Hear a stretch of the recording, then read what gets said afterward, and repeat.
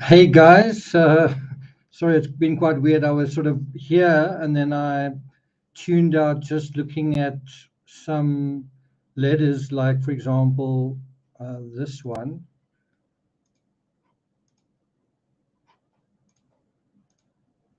It's just quite amazing when you see the real thing, isn't it?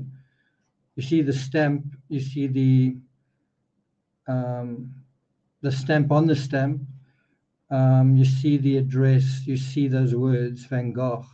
And you sort of realize it's real. It's not just another story. It's pretty crazy what's happening right now. I don't know if you guys are paying attention to the news. Like simultaneously, right now in America, you've got the trial essentially of Alex Jones from InfoWars, who for a long time said that Sandy Hook never happened, which is a mass shooting that I wrote about in a book. And at the same time, you've actually got another mass shooting guy on trial. He's being sentenced. So you've got like these polar opposite realities. The one where it's actually someone on trial being sentenced, and the other where it's being debated. Did you lie about um, did you intentionally try and mislead people?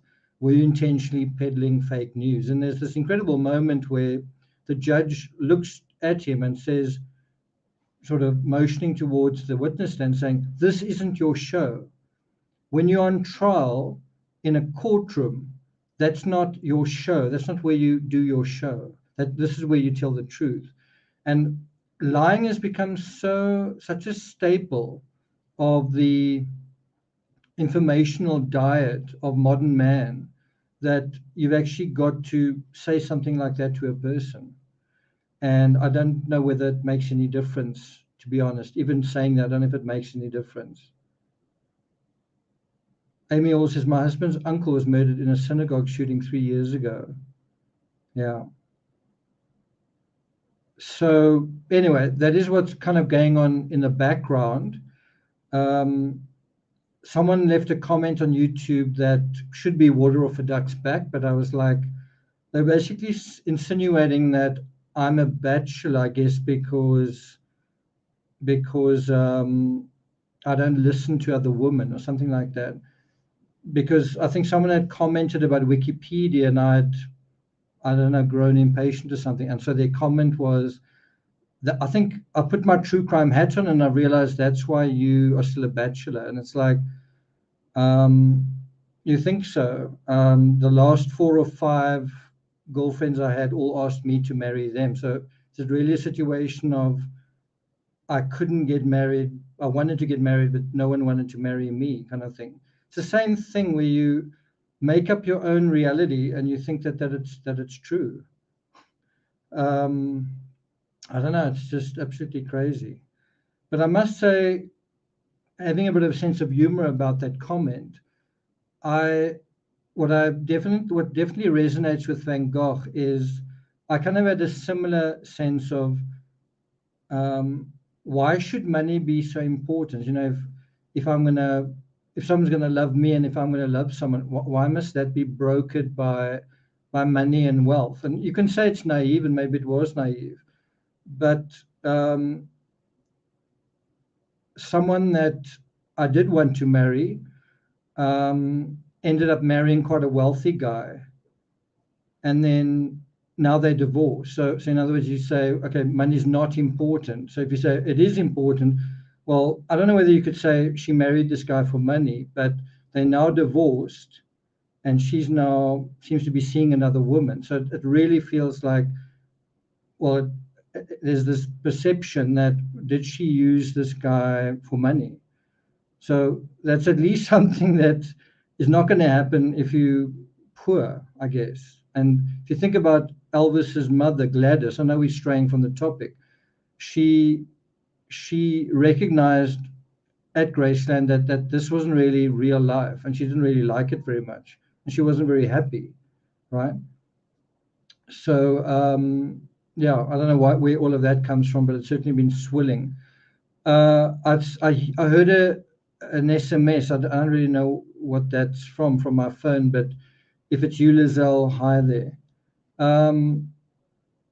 Tommy says, I had someone spread lies about me recently. It's upsetting. I think you have a posse in chat who will marry you. Okay, that's definitely quite funny. Thanks a lot. Yvonne says there are a lot of good women who will marry for love, not money. Well, I think that's what Vincent hoped and believed. So I'm going to try and hold this up. I know StreamYard tries to sort of filter out other things, but maybe I can show you. So this is the potato eaters, and there's sort of a sketch of it. It's quite weird how it plays. It's like reality. If you're talking about reality, look how it sort of swishes in and out of reality.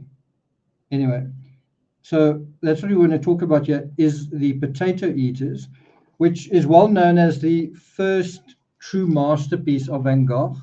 I don't particularly like it, but I do think it was kind of a seminal achievement for him.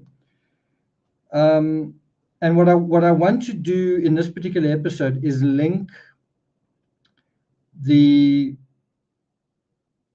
love affair with this lady that he had been involved with his art, and then the potato eaters, right? Do you guys follow kind of what I'm getting at? And then the potato. Do you guys follow what I'm getting at? So do you remember we touched on Margot Becherman in the previous episode? So there's some what's the word? There's some debate that this person here, hopefully I can show you guys. Hopefully it's going to allow me to. This person over there in this potato eaters drawing or painting, I mean, he obviously did do the drawing as well, is Margot Becherman. And you can kind of tell how Van Gogh is moving in a direction of homeliness and sort of a domesticated situation, because he's at home, he's carrying his mother around, and he's at very close quarters with, for example, Margot, probably her sisters as well, right? And in the run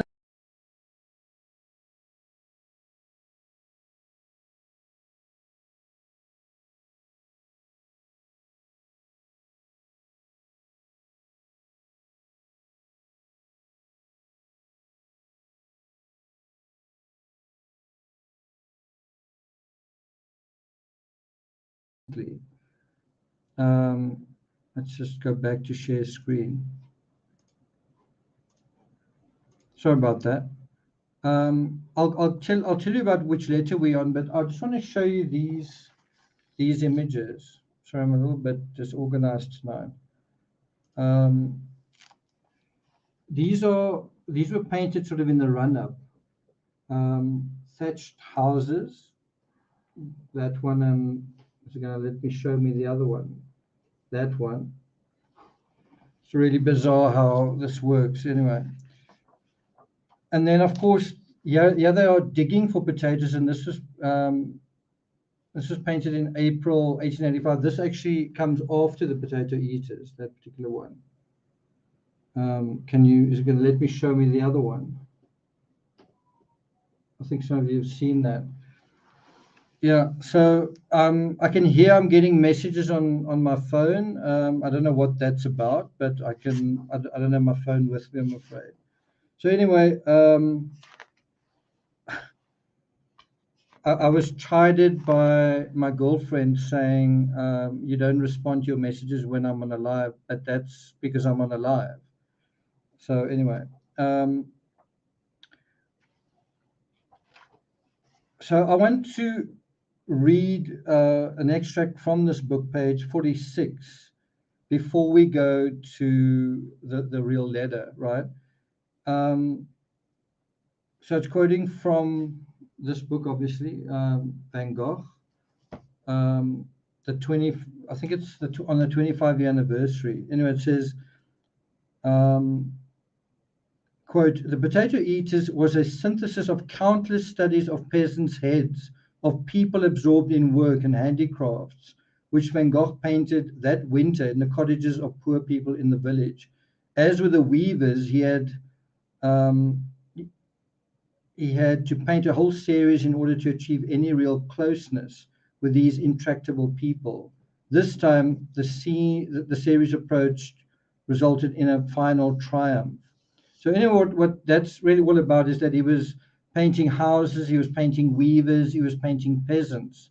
And ultimately it came together in the Potato Eaters, where you sort of have all of that work, sort of, what's the word? It all eventually reaches a sort of a crescendo. Um, and then it goes on to say Van Gogh adhered to a rigorous work schedule through to April of the following year, and over 40 paintings of peasants' heads plus 24 close-up studies of various kinds of cottage work have survived from this time. It's quite a lot. 40 paintings, 24 close-up studies. And it also says here, in the portraits where the sitters are seen full face, Van Gogh strikingly avoids meeting their careworn gaze and simply records that the villagers look full of mistrust. They remain in some unfathomable depths of their own. Really well written book, this. It also talks about a third stage where he changed from portraits to interiors. And then it talks a little bit more about the Potato Eaters. So Tim is also distracting me, which is making it harder to get focused on the show. Yvonne says, just invite your girlfriend to the live. Well, it is 2:21 in the morning and she's got to be at work tomorrow. So it's not really even a good idea that she's watching, because she needs to be at work.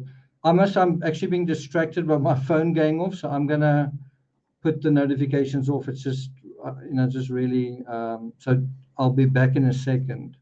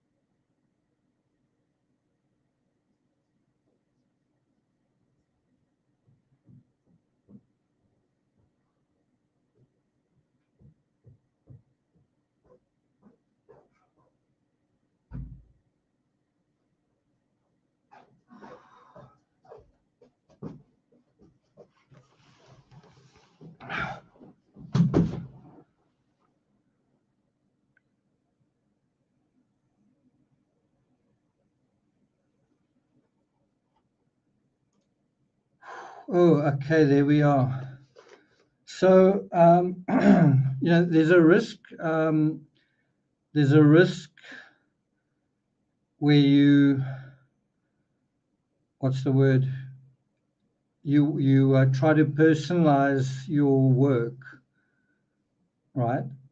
And so you then reveal certain things about yourself, and then somebody tries to weaponize it. Either somebody who doesn't like you, or someone who did like you who then doesn't like you, whatever. But you're trying to sort of humanize yourself, but then that gets used against you. So then you say, I'm not going to humanize myself.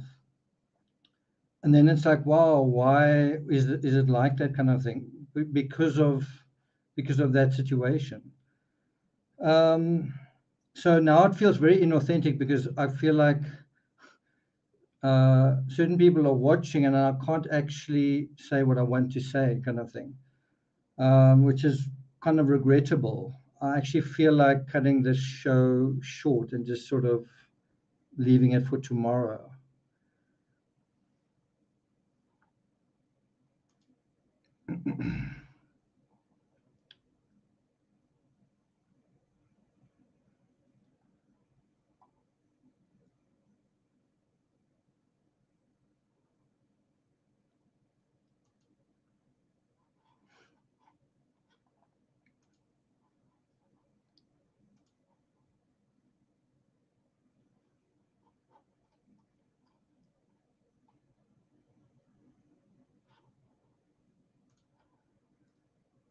Okay, so I'm going to just sort of cut through all of that, and let's just start with the letter. There was quite a few things I meant to do, but I've been thrown off a little bit by sort of an assault of messages. So it's a bit unfortunate, but yeah, there we go. So here we go. Letter from Vincent to Theo. It's from October 1884. We really want to get through the next 6 months of his letters. We really want to get from October, November, December to around about April, right? We want to sort of get there as quickly as we can. And I think we're going to get there in 2 episodes without too much distraction. Now, if you look at this over here, this provides sort of a grid map. And what you've got here is where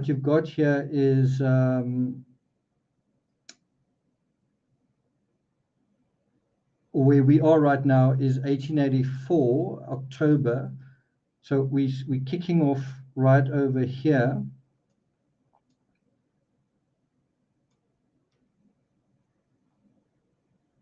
We're kicking off right over there. And we're going to try and get to this point by December, right? And then in the next episode, we're going to try and get from there. And you can see how the letters start thinning out to around about this point here. And at this point here in March, that's where Vincent's father dies. And so we are going to be looking at really 2 aspects. The one is the aspect where Vincent's art is coming alive again, right? And that's really how I wanted to introduce the show, is this is the point where Vincent's art comes back into focus. We've been talking about his love life. We've been talking about him arguing with his family, and now the focus kind of goes back to his art. I actually was running on the treadmill a few moments ago, and a world champion triathlete was saying, sometimes you just have to go all in and see what happens. And if a world champion triathlete can say that and prove that, you can imagine that's exactly what Van Gogh was thinking at this point. You can imagine he's 31, 32 years old, and he's thinking, I can't really afford to make a mess. I can't really afford to start again after this. You know what I mean? I can't afford to fail again and then have to start again. I've got to make a success of this. And so you do get the sense that he goes all in at this point. Does that make sense? Thanks a lot, Tommy. Thanks a lot for that. By the way, I am going to be taking a break. Even before this, I sort of wanted to just take a day or two off, like Thursday and Friday. Um, so yeah, we'll see. We'll see. Okay. Thanks, Bridget. Okay.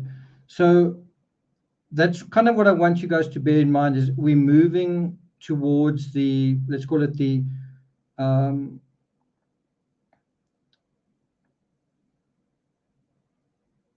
the moment where Van Gogh really comes into his rhythm. And we're also moving into a very seminal period where Van Gogh's father dies, and then something significant happens there. And at the moment, I'm actually working on Elvis's father's input on him and father figures in Elvis's life. And um, parents play a tremendous role in our lives. And we're about to see, we've seen what role Elvis's mother played. We're about to see what role his father played in this great artist's life. We're about to see the exact same thing with Vincent van Gogh. What role did his father's death play in his life? We know his father's life played a role, but what about his death? So that's what we're going to deal with. And you can also bear in mind that, yeah, Yvonne says sometimes it's a now or never moment. I think you can also bear in mind that at the time that his father dies, they not getting along terribly well. And so one wonders whether he feels a mixture of resentment and regret, you know, and it's kind of a conflicting feelings. The one comes from love, the other one comes from kind of a sense of frustration. Anyway, let's drill down into these letters. Okay, dear Theo, thanks for your letter. Thanks for the enclosure. It's kind of a very, what's the word, vague way of saying thanks for the money that you sent. I saw someone made a comment also saying that Vincent isn't shy to ask for money. Have you guys noticed that? He's not shy to say, Theo, can you send me some more money? Anyway, now he goes on to say, now look here, what you say is all very well and good, but as for scandal, I am now somewhat better prepared to meet it than I used to be to nip it in the bud. Um, no fear of father and mother leaving, for example, although they've only just received a new call. Father and mother could, if anything, consolidate their position here if they manage things properly. I don't know if you guys remember, I think we did this letter. We did the first letter of October. That was the last letter we did in the previous episode. Am I right? Because this seems quite familiar. So I think this is where we carry on. Dear Theo, here are 2 photographs of the weavers. Next week, I hope to send you 2 more sketches for Herman's decorations. You know well enough that your criticism of this past year and a half only seems like some kind of vitriol to me.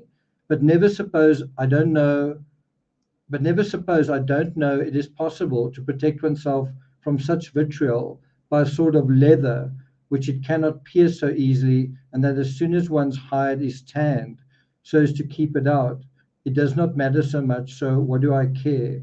Apart from this, I believe you mean well. So what more do you want? But I declare that it is not in the least my fault if the money you give me yields such a poor interest. It's quite a statement to make. Don't blame me if you give me money and I don't really produce anything. That's a bit of a cop out, isn't it? Tommy, I'm going to put a link to the letter down in a second.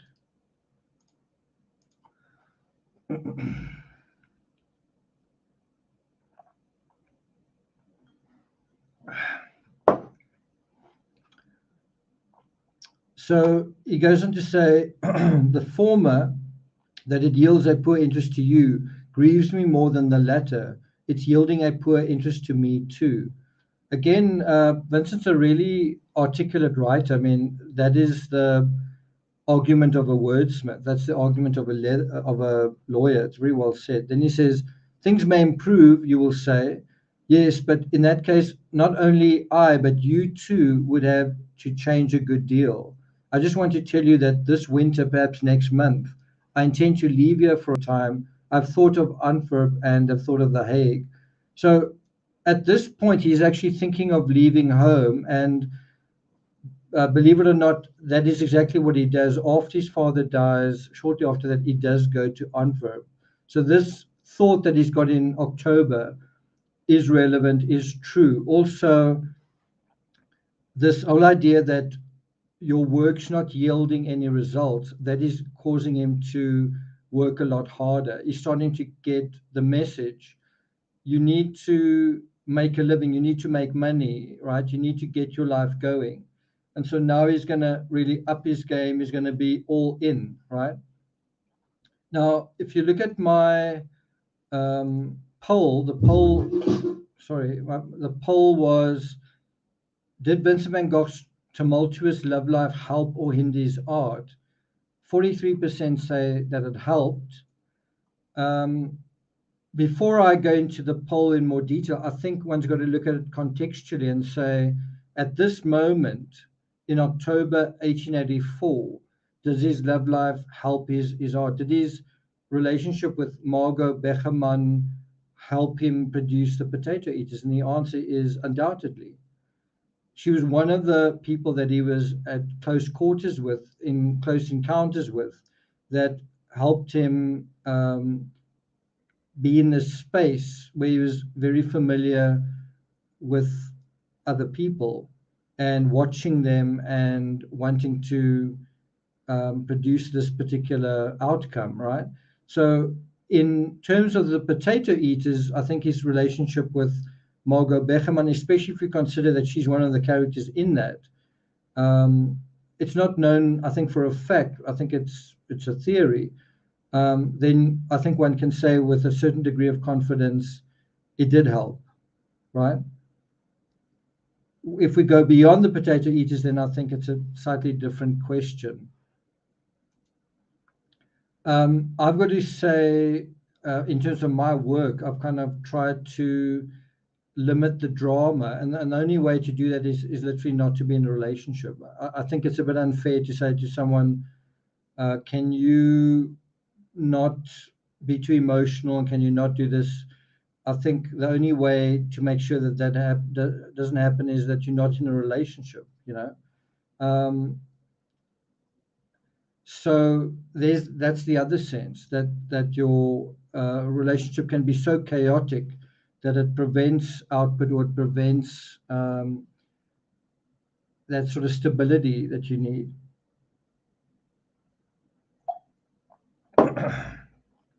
So he goes on to say, during the last few days, I've thought of something that is perhaps even better.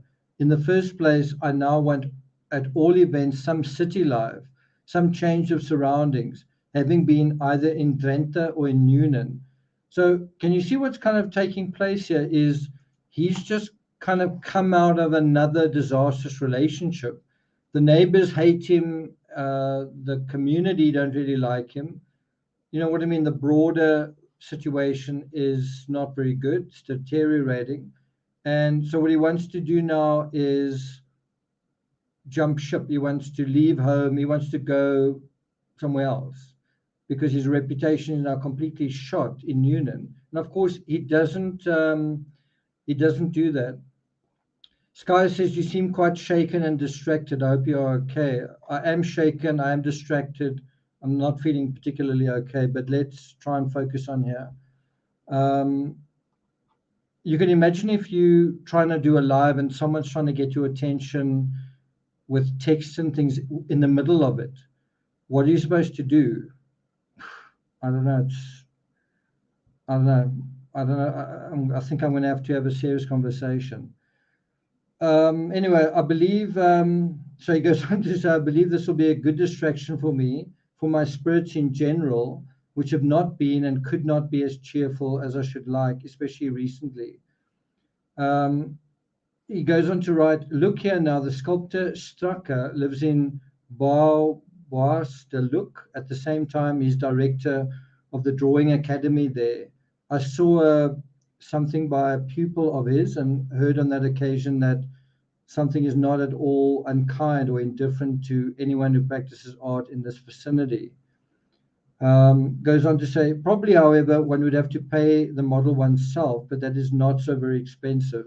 And then one has a spacious room for which one doesn't pay anything. I'm going to see for myself how things are, and then it is not impossible that, just as Breitner, for instance, went to Carmen. I don't know, this is such a weird letter. It doesn't really take you anywhere. I suppose he is talking in specific instances. He talks about buying a very beautiful book on anatomy. Again, he refers to Antwerp, which is where he's going to be in 1885. He goes to Antwerp, which is in Brussels, just before he goes to Paris. Then he says, but such things make great holes in my pocket. I think he's talking about this book. Such things make great holes in my pocket. I tell you this only to make you understand that my not paying father and mother for my board while I stay here is not because I do not want to pay, but because I've had many expenses for which, for my part, I don't consider superfluous. So it seems like that's kind of become an issue. You staying here for free, you know, you can almost tell as well that because he's in a way abused their charity by having this affair with a neighbor, they are pushing back, kind of saying, you know what, you don't even pay to be here. And you kind of get the feeling, are they trying to nudge him out of the home, kind of thing? Yeah, so I agree with that. I think he is a bit of a total freeloader.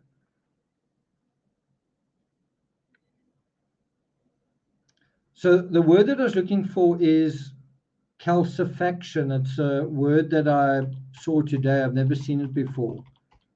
But it's a word that basically means slowly warming up.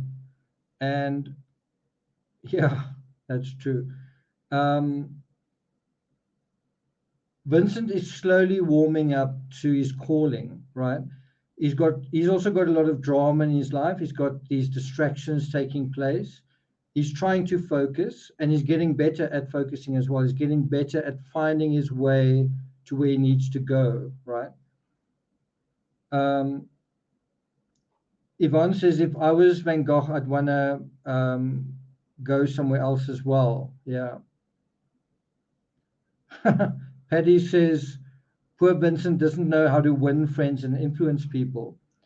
Anyway, so he goes on to say, the key to many things is the thorough knowledge of the human body, but it costs money to learn it. Besides, I'm quite sure that color, that perspective, that tone, and that drawing, in short, everything has fixed laws which one must and can study, like chemistry or algebra. That's quite an incredible statement, where he's now starting to realize the importance of color. And he's going to become an artist world famous for his extraordinary color, his yellows, the contrast that he executes in terms of color, greens and reds, yellows and blues, you know, that sort of thing. And here he's talking about it.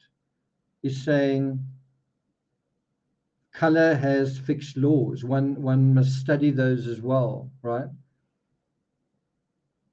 So he goes on to say, this is far from being the easiest view of things. And one who says, oh, one must know it all instinctively, it takes it very easy indeed. So,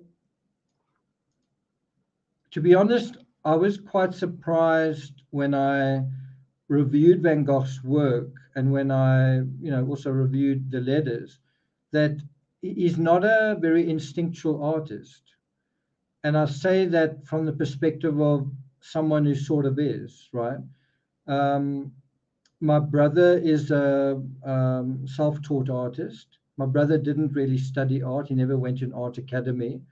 My aunt as well, my great-grandfather, I think, did study art.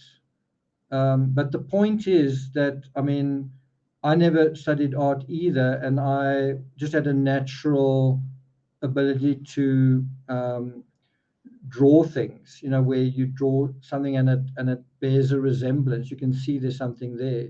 And I was quite surprised that Vincent just doesn't have it. And that's why you look at his early drawings, and he's in his 20s, and it's really, really amateurish. It's the kind of thing a like first week art student would sort of produce. So I was quite surprised to see that. But I've got to say, someone who doesn't have that instinct, who then develops it kind of reminds me of swimming. Um, I'm also kind of a natural swimmer. I think I got swimming from my father in a way, but then I also worked on it. But you can also talk to someone who isn't a swimmer, someone who's naturally a runner, and they can learn to become a swimmer. And so I find that quite interesting, just how you have a natural aptitude for something. It might be numbers, it might be language, it might be music or whatever. And that certainly helps, but you can also learn that aptitude if you try hard enough. And so, yeah, Vincent's actually acknowledging that he doesn't know it all instinctively. And I think the potato eaters really shows that he's got the right idea in terms of the philosophy of art and the psychology that he's trying to render, but the actual execution kind of leaves quite a lot to be desired in a way. Paddy says, I was standing in the wrong line when artistic talents were given out. Sky says, my son loves art and has taken it for his exams, but doesn't have a natural ability. It's a good point. Nisi says, I wish I had the natural ability. What a gift. Yvonne says, where is it? I think Yvonne's comment has just disappeared. Vincent understands the theory quite well, but lacked the natural ability until a certain point. It is perplexing, his early stuff. And yeah, that's a good point from Nisi. One can work and study hard enough to do anything. And there's a saying in Ironman triathlon, anything is possible. And what that basically means is with enough hard work, you can do anything. And it really is true. And Vincent is about to do that, to kind of go all in, to say, sometimes you just have to go all in and see what happens. Well, that's his attitude right now. Okay, so let's continue. I think I'm going to just take myself out of the picture. So he says, if that were enough, but it isn't enough, or even if one knows ever so much about instinct, that is just the reason to try ever so hard to pass from instinct to reason. That's what I think. You must not imagine that I've earned anything by doing that work for Hermans. And the first day I got 2 bills for the stretchers, canvases, and a number of tubes amounting to more than I'd received from him to pay for them. I told him that I did not want these bills to remain unpaid, and asked him if he wanted to have them put in his name or if he would pay me something in advance. Oh no, he said, let it wait. They need not be paid at once. I said, they must be paid at once. Then he gave me 25 guilders. Then came all my other expenses for models. Now, do you notice what's going on here is he is talking a lot about money.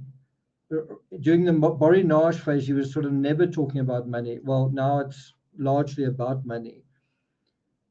And probably because his parents are also talking about money. It's like, we're not very happy with you. We would like you to leave. You need to start looking after yourself and your sort of not very nice habits. Anyway, it goes on to say, on the contrary, because my work pleased him from first to last, I consider myself already sufficiently paid, if need be. Besides, the pictures remain my property, and I must judge for myself what I'm willing to lay out for them. But enough of this. Since those stretchers, canvases, etc., I have had at least 20 guilders worth of expenses. Now, what's quite funny for me when I read that is my own brother lives not far away from me, And so quite often he is actually getting stretches and canvases delivered to him. And in fact, he told me today we were both going to go mountain biking, and he said, "I'm having a canvas delivered, and the weather's terrible. Let's not go." That's part of the daily vocabulary of artists. It's part of the daily currency of artists. Is that not only have they got to get their headspace right, where they can see reality and they can decide how they want to represent it, but they've also got to deal with art materials. That's the other side.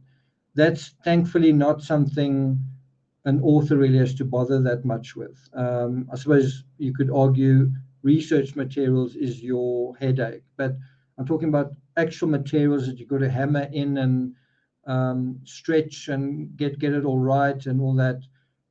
If you think about art, it's the paint, it's the paintbrush, it's the easel, it's the to some extent the lighting when you're actually painting it, it's the framing of it, and it goes on and on and on. It's quite a lot that goes into it. Yeah, a laundry list of expenses and excuses. So then he goes on to say, one must be very careful. Just when people are satisfied, one must lower the price rather than raise it. Especially when, after all, the sum is not so considerable that receiving it or not makes that much difference. If I succeed, it will perhaps be for the very reason that I work more cheaply than others and make it easy for the art lovers. So that is kind of how he sees it. He's going to be an artist for the people. It's going to be cheap and easy for them to buy his art.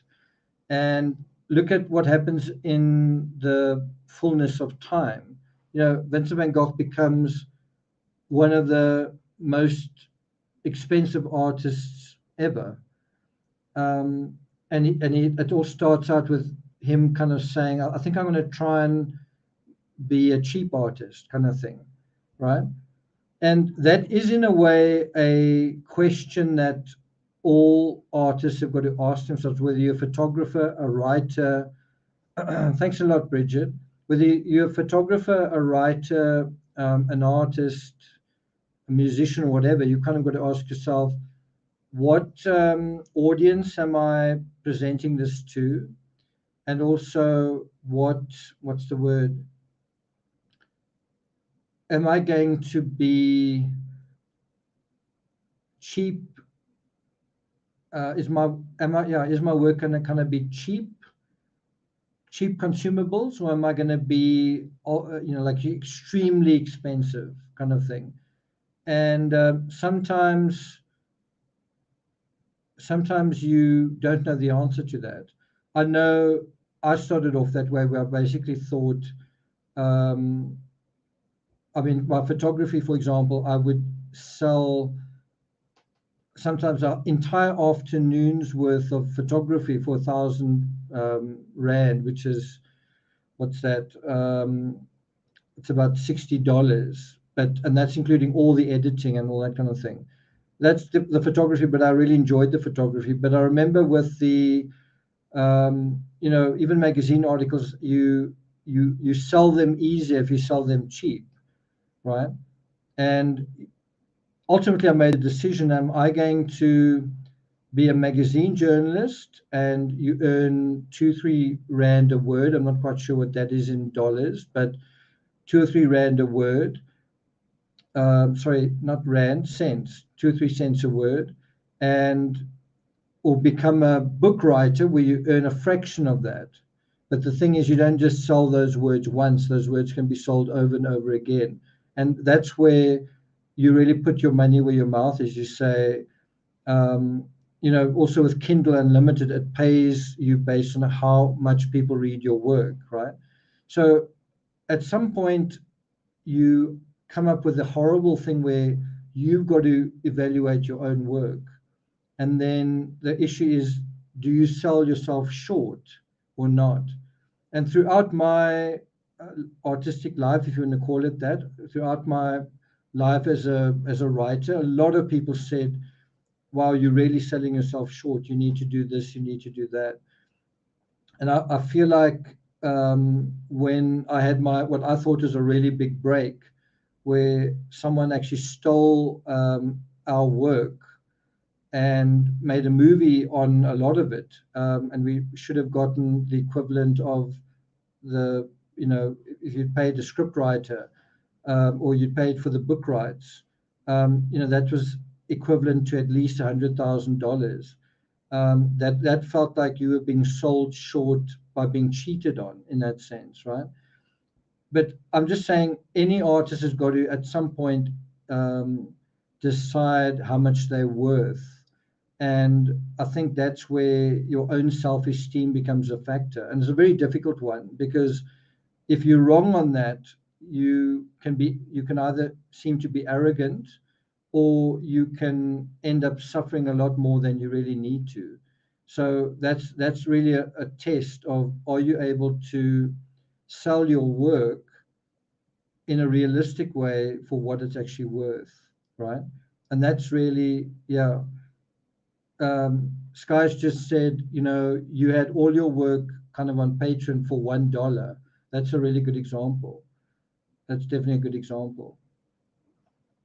So, you know, where he says, I will perhaps make my work more cheaply than others. The problem is when you make good work cheap, then it looks like it's cheap. It seems like it's cheap. Seems like it's not worth anything. Anyway, he goes on to say he's very good, a man to remain on good terms with. He's certainly rich, but he's been stingy rather than generous. Isn't that quite ironic how, what's the word? Rich people are often stingy. Well, isn't that how they got to be rich? I think a lot of people who are poor think that when you're rich, you can be generous, but you get rich by being careful, certainly. Um, a comment I made earlier, and I feel like whenever I go into this area, I feel like I've now got to talk to 3 or 4 different audiences. But anyway, there was a time when I felt like I didn't really want to get married because I couldn't afford to. I didn't want to make it about money. But um, is it any better when you do have money, and then that's the reason that you're getting married? Do you know what I mean? Um, and so I think it ends up being one gets quite cynical about marriage in the first place. Stephanie, good to see you here. Okay,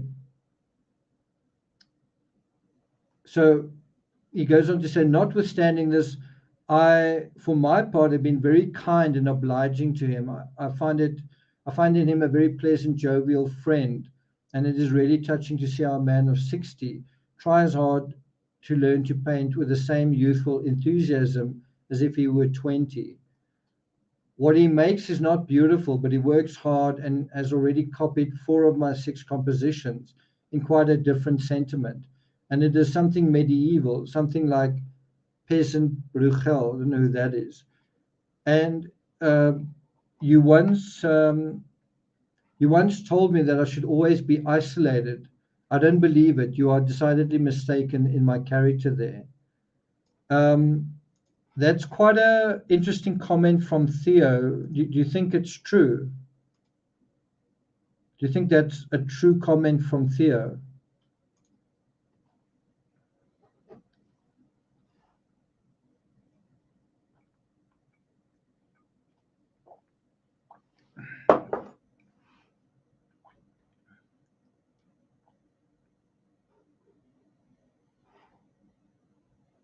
My perception is that Vincent was always basically alone. Vincent, uh, if you think of it in a very uh,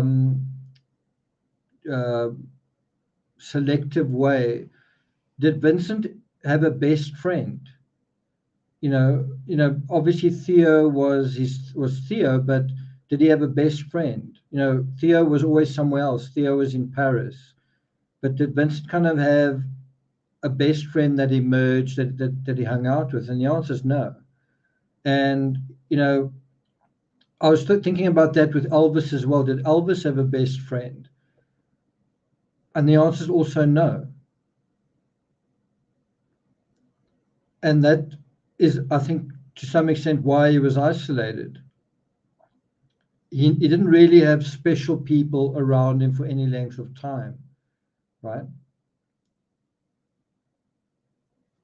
He goes on to say, and look at that, he says, I don't believe it. You are decidedly mistaken. Well, I think Vincent was mistaken there. I think Vincent didn't want to believe it. Maybe Vincent thought, I'm going to make friends or I'm going to get married soon or whatever. But actually, no. Actually, Theo knew him better than maybe he knew himself, right? Tommy says, more focused when alone, but more despair because nobody to encourage you. So he goes on to say, and I do not at all intend to think and live less passionately than I do.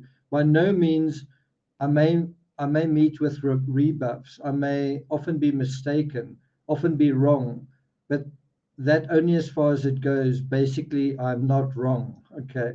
So what's really quite interesting with these letters is that with this particular letter, sorry, is that, but also kind of the letters in October, I would say, is that you get the sense that Vincent is starting to articulate his end game psychology, is starting to find the tools that he's going to use for the rest of his life. Do you guys agree with that?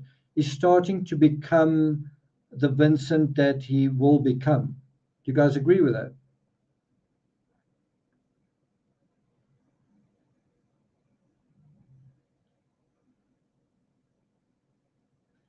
Yvonne says, maybe Theo said, you always seem isolated, and Vincent got a little twisted. Okay. Then he says, neither the best pictures nor the best people have no faults. And I repeat, though these times may seem tame, they aren't really.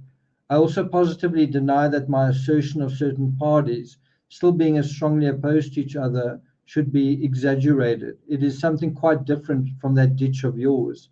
I assure you, I'm speaking of the parties now rather than of you and me in particular. But you and I also belong somewhere, don't we? Standing either on the right or on the left, whether we are conscious of it or not.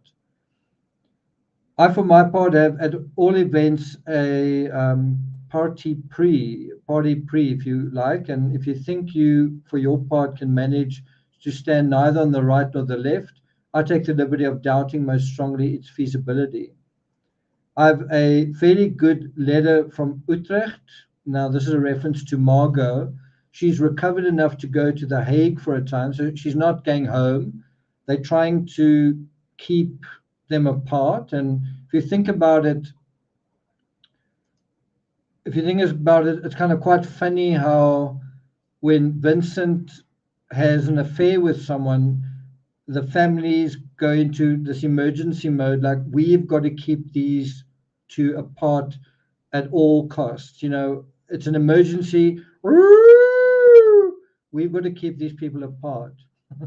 And so she's not going to be coming home. She's going to The Hague. Then he says, I'm still far from easy about her. The tone of her letters is much more self confident, much more correct, and less prejudiced than when I first knew her. So this suggests that she's written a couple of love letters to him that they're writing to one another. And it would be really good to know, are there any letters from Margot Becherman to Vincent? Let's see if there are. Probably not. I can't seem to find any, but maybe there are some. Um, but if there are, I can't seem to locate them. So he says, at the same time, something like the wail of a bird whose nest has been robbed. She's feeling perhaps less indignant than I towards society, but she too sees in it the boys that rob the nests, who do it for fun and laugh about it. It's quite ironic given what I've been photographing outside my window. Funny enough, the cat went out onto the balcony, and the nest is literally a meter from the edge of the balcony. and the little yellow bird was sort of just fluttering, almost like, yeah, you can't reach. You're not going to be able to reach it. Sorry. Anyway, it says, but now there's a piece of news that the pastor at Halford has died, so that there's now a vacancy in that parish. I think it probable that they want to get Father back there, at least that the family at Halford is going to sound Father out on the subject. But seeing that it was only the day before yesterday that the dear Reverend gentleman over yonder dropped dead, I do not know in the least whether they are going to call Father or not. However, I think it highly probable. It's quite um, not only ironic, but it's also quite sort of nasty humor from Vincent saying, the dear reverend gentleman over yonder dropped dead. It's a bit irreverent, wouldn't you say? Then he goes on to say, Father's not going to accept the call, this much is certain. As to what I call barricade, you call ditch, it can't be helped, but there is an old civilization that, in my opinion, is declining through its own fault. There is a new civilization that has been born and is growing and will grow more. In short, there are revolutionary and anti-revolutionary principles. It feels a little bit like he's talking about our time right now, in a way. Then he says, now I ask you whether you yourself have not often noticed that the policy of wavering between the old and the new isn't tenable. Just think this over. Sooner or later, it ends with one's standing frankly either on the right or on the left. It is no ditch. And I repeat, when it was 48, now it is 84. Then there was a barricade of paving stones. Now it is not of stones, but all the same a barricade. As to the incompatibility of old and new, oh, it certainly is there in 84 as well as in 48. Goodbye. Yours sincerely, Vincent. Susan says, that sound effect is awesome, Nick. Even Vincent says there's a wail of a mama bird. Yes, everyone is getting sassy. Yeah, thanks a lot for that. Okay, let's go on to the next letter. I think there's one more letter in October, and then we go to November. So, and fortunately, the next letter, this is a short letter. The next letter's got some art that we're going to look at. Could you make the letter a little larger? I suppose I could, but then it sort of goes off to one side. Is that better? Okay, so this is from about the 22nd of October, towards the end of October. Dear Theo, here are two more some things to give you an idea of that decoration of which these two paintings are part. Right now, Rapard is here and sends his regards. So that's his artist friend. He has made a very beautiful study of a girl's head and one of a farmyard and two small ones of ox wagons. And he intends to make several more that will follow. I'm working on the figure of a shepherd with a wide cloak, which is of the same size as the woman spinning. It's quite difficult to fit it in perfectly. And in addition, a study of two pollard willows with the yellow leaves of poplars behind. Do you guys know what pollard means? Do you guys know what that is?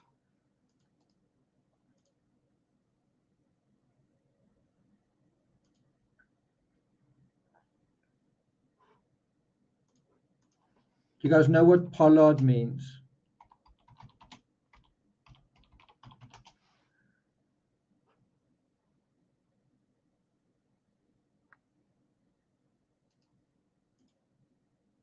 Any ideas?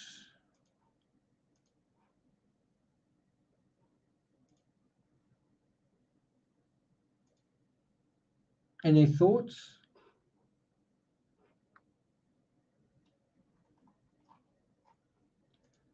So this should let you know pretty quickly. There's a landscape from Van Gogh. That is a pollarded tree. Here's another one. I'm trying to find one that I really like.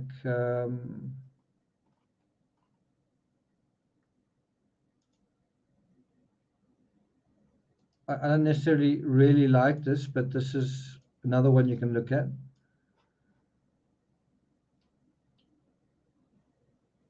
So it's basically when a tree is trimmed down and then summer or spring branches grow from where it's trimmed.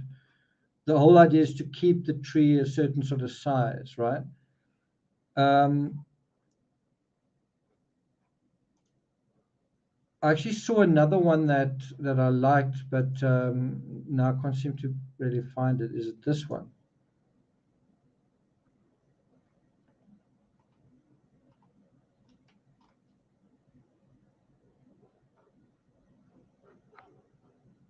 Yeah, so I can't quite find the one that I liked.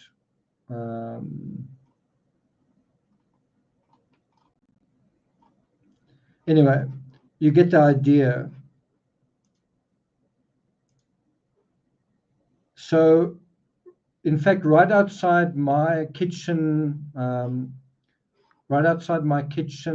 window, is a tree that has been pollarded for years, and then for some reason the neighbor just decided to stop doing that, and now that tree's really gotten really big. So that's what pollard means, Pollard. Okay. Sorry, Stephanie, I can't really keep it that really big size. I hope it's still legible. He goes on to say it's extraordinarily beautiful here at present with the autumn effects.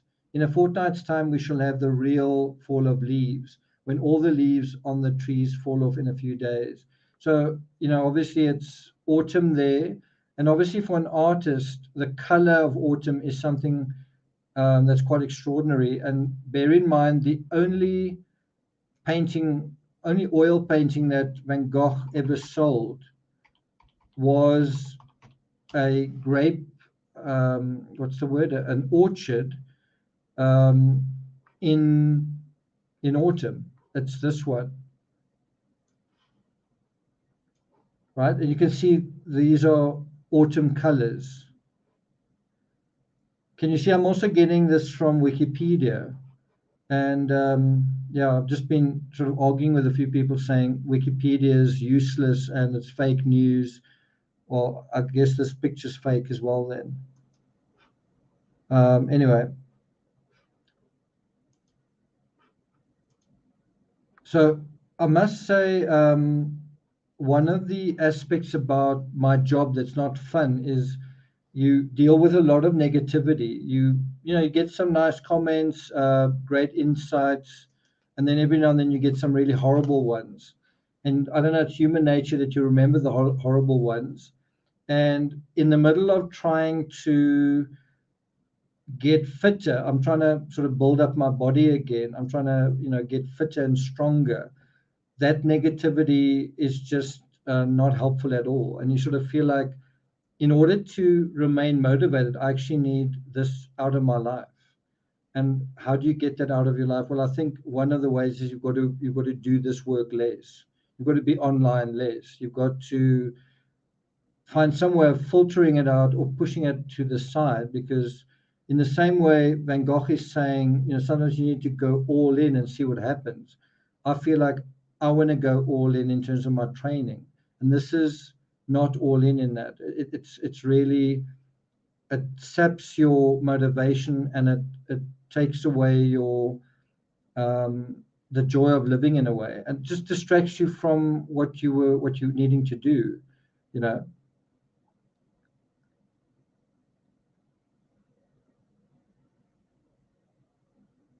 Anyway, so he goes on to say, it's a really short letter. He says, if I have some luck with that shepherd, it will become a figure in which there will be something of the very old Brabant. In short, it is not ready yet, and we shall see how it turns out. I think you might have just replied in a few words to what I wrote the other day, if only to clear up your own ideas, perhaps. For my part, in spite of much old and new sorrow, I feel less and less doubt about my own future.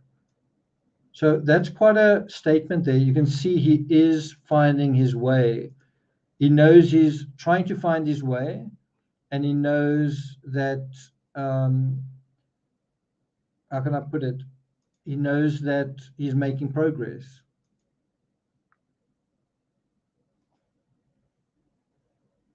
And I think that makes complete sense, is that he's finding his way at the same time that he's got confidence in his work, he's got confidence in himself. At the same time that his sense of self is settled, his work also becomes a bit more settled and kind of seminal, if that makes sense. Thanks, Stephanie. By the way, speaking of that, my sister just let me know that she's not going to be able to record her segment of the audiobook. I'd like to do it every second day, but when you work with somebody else, you're obviously at the mercy of their schedules and stuff. So unfortunately, that's going to be delayed. So chapter 5 and 6 may be 1 or 2 days late, but that's the way it goes. Tommy says Vincent was in a lot of pain and he was an expressionist painter. Okay. Anyway, so he finalizes this letter saying, I know that in both respects I shall have a hard fight, that both my work and myself will meet with much opposition, will make a bad impression in many cases, though not in all. And as to my work, every day I become keener on it, and I get back my high spirits as if I were 20. By all means, I must manage to go to Antwerp sometime. Often enough in the past, I sold things that the experts had declared unsaleable. If I wanted to sell a thing then, it did not always fall through. If I really wanted someone to take a certain thing, and perhaps you are right that I'd better find my own way for my work, and in short, become my own dealer. That's quite a big statement. You can tell that it is becoming quite fraught between the two brothers, he's saying that Theo has said to him, you know what, I think you better find your own way in terms of your work and become your own dealer, become your own art dealer. And you can kind of understand that,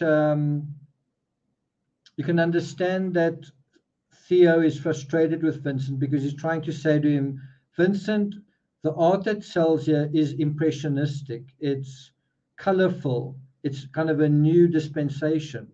And of course, Vincent knows better. And it's easy to know better when you're not Theo, when you're not in Paris, when you're not seeing these artworks being sold one by one. It's easy to know better. And of course, when Vincent actually comes to Paris and he meets these artists and he sees the art, and of course, by then it's a year, I think, later, even more. I think it's 2 years later, and he still hasn't sold any art. Well, then reality speaks better than any man, right?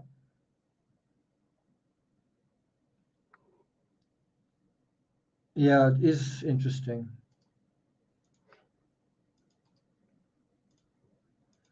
Okay, so he says, perhaps you are right, that I'd better find my own way for work. And so you can tell that at this point, even his brother is starting to have his doubts about Vincent. He's starting to, in a way, if not cut ties with him, he's thinking about it. He's saying basically, you know what, maybe you should get your own art dealer. Maybe you should, best in terms of your art. Well, you sell it then. And I think what is certainly kind of important in this letter, and I think the one before, is these references to unsaleable and selling and money, and all of that. because he's starting to realize that's what he needs to do. He needs to be an artist. He needs to sell his art.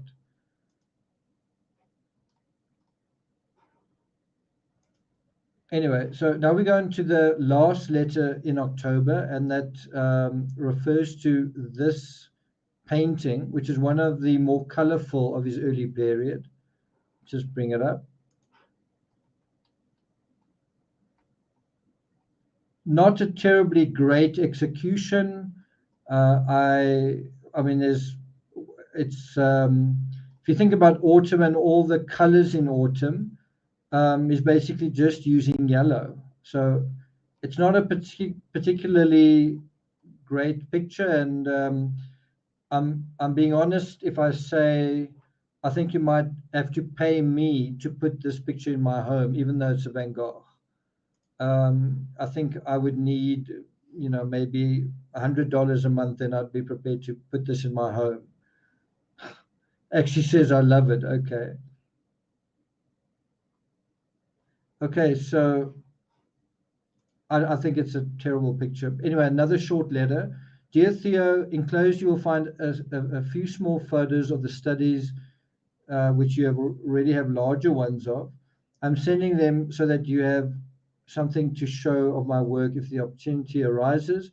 Rapard is still here and will stay another week, as he's up to his ears in his work. He's painting spinners and several studies of heads. He has already made about 10 studies, all of which I like. We've been talking a good deal about Impressionism. There we go. That's important, right? It's important that somebody talk to him about that, because he needs to think about color more, doesn't he? He goes on to say, I think that you would include his work under that heading, but here in Holland, it is rather difficult to find out what Impressionism really means. That's also an important point. The art establishment in Holland is quite different to the art establishment in Paris. Tommy says, I'd like to find a terrible Van Gogh at a thrift store. I'd like to find a nice Van Gogh at a thrift store. But both he and I are very interested in the present day trends, and it is a fact that unexpected new conceptions are beginning to rise. And that's quite a statement as well, because Vincent van Gogh is about to shake up the art world, is about to actually make art history. He's about to bring about fundamentally new conceptions, the beginning of modern art in some cases. He goes on to say that pictures are being painted in quite a different tone than some years ago. And remember, I think it was the previous episode, I showed you that impasto, that thick impasto, that style that he kind of came up with. Well, he doesn't have it yet. He's not quite there yet.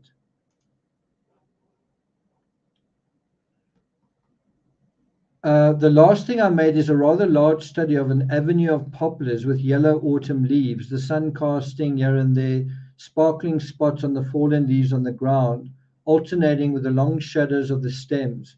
At the end of the road is a small cottage, and over it all, the blue sky through the autumn leaves. Now, I must say, I sometimes find when he writes about a scene, right, and you would say, well, that's typical of you as a writer. But I sometimes feel like, I sometimes feel like as a writer, when he describes a scene, it's sometimes more descriptive and more beautiful than when he actually paints it. I don't know if you guys ever have that sense. I mean, if you take what he says here, let's let me try and bring up. How can I do it? Let me try and bring up the poplar image. How am I going to read them both at the same time? Let's just do that. And then I need to do this. Sorry, just a second. 84. So look at that picture. Now I'm going to read it. The last thing I made is a rather large study of an avenue of poplars with yellow autumn leaves, the sun casting here and there sparkling spots on the fallen leaves on the ground, alternating with the long shadows of the stems. At the end of the road is a small cottage, and over it all the blue sky through the autumn leaves. So what he was seeing in front of him was undoubtedly quite beautiful. And then he ends up painting, as far as I'm concerned, a pretty ugly picture. Yeah, better than the picture. I think that in a year, if I again spend that year painting much and constantly, my method of painting and my color will change a great deal. So here he's already anticipating that his color is going to change. And bear in mind, this is within the context of Theo saying, dude, I think you need to kind of, sell your art yourself. I think maybe you need to kind of go on your own. So now he is actually starting to accept and consider another way of doing things. He says, I shall become, but then he says, I shall become darker rather than lighter. Okay, well, that's not very good news. And so the answer is yes, he will become darker, but then he'll become lighter again after that. Okay, so we go on. Rappard's work has also changed to a much lower gamut. The effect of the heads he paints at present remind one of certain studies of heads by Courbet, for instance. But it is damned well done, I can assure you. As a result of things I talked over with him, it may be that I shall stay here and work on here rather than go elsewhere. His visit has given me new ideas for my own work again, and there are so many things in my mind which I should like to make that, after all, I can hardly put off starting work on them. Besides, I want to settle my bills for colors before New Year's Day, and I can't afford any extra expenses. For if I went to Antwerp, that's I don't know, is it the fourth or fifth time he's referred to it? Of course, I should want to work hard there and should need models, but I'm afraid it would be too expensive at the moment. But in general, Rappard too advises me to do it, not right away, but after having painted here for a few more months. Now, bear in mind that Rappard was saying quite a few months ago to Vincent, you really need to go home. You need to go home and get your painting going. And that is exactly what he does. He goes home, and even though he's thinking about leaving and going to Antwerp at this point, bear in mind he ends up spending the most time of his entire life in Newnan. And that is what sets him up for everything else. It doesn't feel like it when it's happening, but it definitely is. That is definitely how it turns out. And now he's already starting to contemplate the next phase, and you can see his wants to paint nude studies. You can see this is quite a sort of sexualized Van Gogh. Van Gogh is quite a playboy at this point. He is not above wooing the neighbor. He's kind of on top of his game in terms of Van Gogh's version of a game. And he's also found himself in that department, I guess.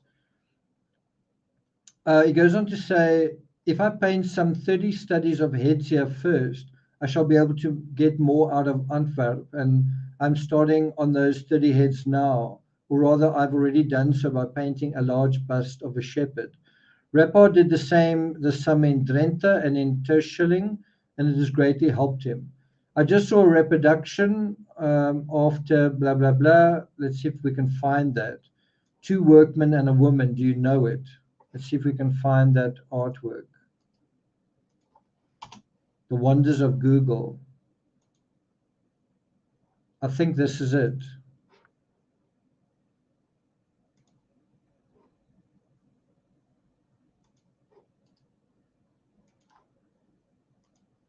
I think that's the one that he's talking about. And I've got to say that if you look at that picture, right? If you look at that, and you say, that's kind of what Van Gogh wants to do, right? You say, Van Gogh is kind of trying to paint that. That's what's inspiring him. And then he comes up with this. It's it puts it in perspective, doesn't it? He likes that, but he paints that. Which one do you think's the better painting? Which one would you rather have in your lounge, that or that? I know what I would say. Look how well executed the hands, the shadows, the trousers, the expressions are. Look how well it's done. Look how it's sort of photorealistic. All of this is. Look at the amount of. Can you guys see? Look at the amount of variety and color in this painting. The white of the plates. There's looks like perhaps a jar of alcohol or something. But it's all done really, really well, right? And then look at this. Is this a better executed artwork?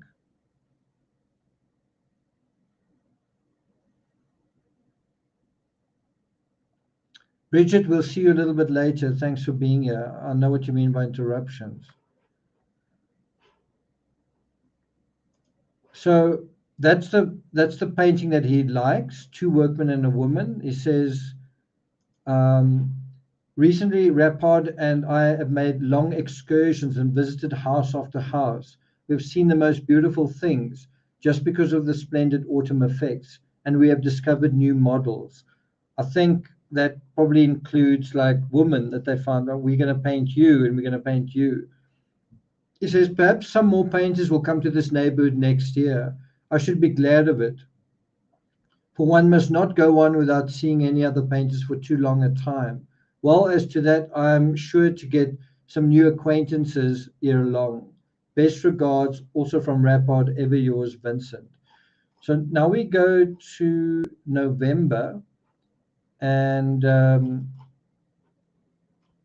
just want to see how many letters are in November. I think, I suppose you can just do it this way. November, mid-November, late November, another one, and another one, and then we're in December. Now, when I originally started this live, I was hoping to get to December, but I've got a feeling we're going to end up at the end of November, depending on how long these letters are.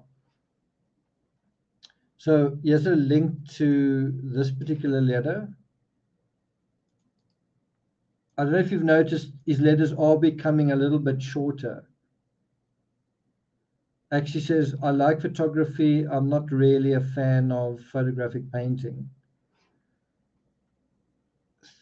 So here's the next letter. Dear Theo, I received your letter and thank you for it and for the enclosure. And, that's a reference to the money that he got.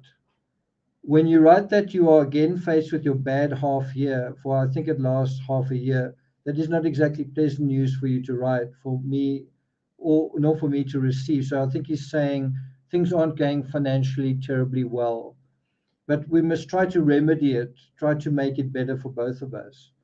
Before I received your letter and its enclosure, I'd already done a thing which I don't think you will approve of, but I'm sorry to say that I do not care much what your opinion of it is.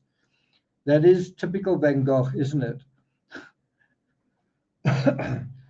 Theo, thanks for the money you sent. By the way, I've done something that you won't really like, but I'm sorry to say I don't really care. I've once more tried to renew the relations with Mauve and if possible also with Tierstig. I do not know if I shall succeed, but I must have a freer scope. For having been without any intercourse with the world of art for a full year and longer, as I have, notwithstanding all goodwill, one comes to a dead end and must renew oneself. Now, I think you can see what's going on. there's a threat that Theo's going to cut Vincent loose. You feel that there's a little bit of discord between the two brothers. And so what does Vincent do? He's now making pals again with Mauve and Tierstig, who he sort of burned bridges with previously, right? So Vincent's a little bit of a sort of mischievous butterfly. You know, he floats one way when it suits him, and he floats another way when it suits him as well. Yeah, he does know how to rub it in. He says, I've once more tried to renew the relations with Mauve and Tierstig. And he goes on to say, this is the thing you never feel or understand. You say, go on painting, but for the rest, you know nothing.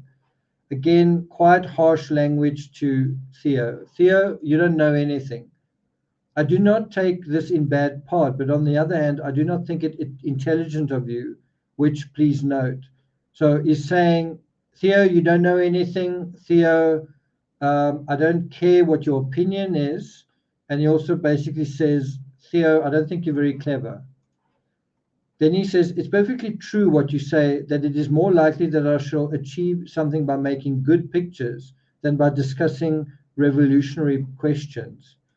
That's really an interesting comment. That's obviously a verbatim quote from what Theo's written to Vincent. And I don't know if I completely agree with that. I think some of Vincent's literary knowledge, some of Vincent's psychological knowledge, some of Vincent's artistic knowledge does intrude into his art to some extent in an epic scale. On the other hand, you could say that his letters give his art an epic quality, whether or not his art does have an epic quality.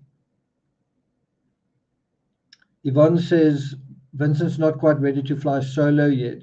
He needs emotional backup from the other guys. Yeah. So, you know, isn't it incredible how much detail you get into his journey through his own self-disclosure? I mean, imagine if Elvis wrote like a letter every single day and he said, you know, to the Colonel, you are really annoying me. I'm gonna go to Hawaii with my dad. See you, you know, that kind of thing. But it's really amazing the level of detail we get into the dynamics thanks to Vincent himself, right? Stephanie says his writing so philosophical. I love his letters mostly. Okay. So then he goes on to say, you are always contradicting yourself. Well, it's quite a lot of snubs to his brother in one letter. In your letter, the sentence quoted above is immediately followed by the question, can I perhaps point out to you some new ideas on the problem of reforming the art trade? I mean, tell me if I'm wrong. Have we come across a letter where Vincent is more rude to his brother thus far than this letter?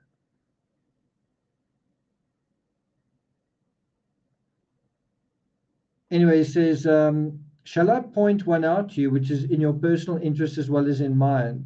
Don't bother about the thing in general. Back to application to Mauve and Tierstig. Help me to get afloat and to earn money, not only by sending your money, but also by your influence and more sympathy and a more unalloyed friendship. I say again, back the step I've taken. For instance, it should have been taken long ago with the necessary support from you. So he's saying, younger brother, don't just send me money, send your support. I need your influence. I need your friendship. He says, do it unreservedly and energetically, not hesitating and hedging when it comes to the point. Now think about that.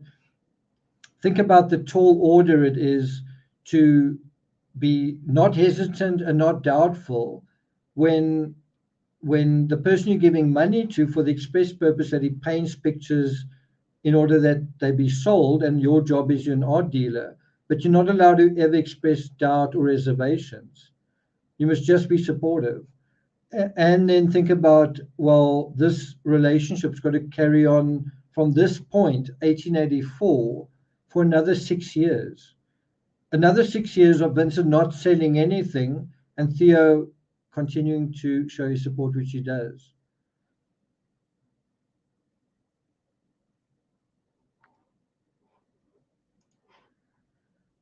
He says, I have strength enough to accomplish something and to earn money too. And then, as you say, if I make progress in my painting and gain a good independent position, I shall be worth more than I am now. Well, Theo, as much as you are right, Theo, Vincent's also right. Vincent will be worth more than he is right now. In fact, a lot more. Then later on, when I'm somewhat better off, I shall be glad to try to give you new hints about that problem of reforming the art trade. Is basically saying, Theo, I'm going to give you a couple of hints on how you need to do your job. He says, I certainly have my own ideas arising from my own experience with what hinders a painter's progress and with the kind of things that sometimes makes a painter's life unbearable. I don't think this is the right moment to write much about it. I only say if you or I need money to make progress, and if for financial reasons we can only work at half speed at the moment, we must try to get the money and plod on till we have it, not argue. We are confronting a half year that will be financially bad, so make the best of it. So that's a quote from Theo's letter. He's saying things are going, in his words, financially bad. Things are financially bad.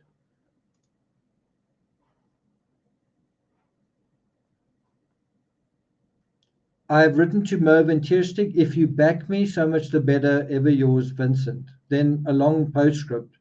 In fact, the postscript is longer than the actual letter. So it's almost like he realizes, oh crap, I'm crapping on the golden goose. I'm crapping on you know, the the hand that's feeding me. I'm biting the hand that's feeding me. So he seems to have kind of second thoughts. So now he's a bit more conciliatory. He says, don't misunderstand me. I've not written to Merv or Tierstig in a complaining tone. On the contrary, but I said as forcibly as I could, give me another opportunity to make a few studies. That's what I asked, nothing more, and that's the only thing I need. They must not be involved in financial matters in any way. If I can't spare it myself, you must do your very utmost to send me an extra 100 francs. So after all of those fairly nasty comments to his brother, he says, you know what? I'm not going to them for money, and I'm never going to ask them for money. You need to send me 100 francs every day, or every whatsoever, whenever. He says, I'm not going for long. If you absolutely cannot spare it, Father must try to advance the money. I will harp on it till Merv gives in. If I fail alone, we must ask Merv together until he gives in. Then after that, I shall have gained some hints for correcting my work here and improving it. And I shall again have a pied de terre with a solid, serious painter. And then I warrant you something will happen before long. Either I shall exhibit or I shall sell. If I wrote you act, then this is not a word, you see, Theo, but it is only a way to ask, are we going to progress together or would you rather lag behind? I don't know what he's saying there, but it sounds like he's saying, Theo, are you going to work with me on this, or am I going to shoot up and become this huge star and then you're going to be left behind? I don't know.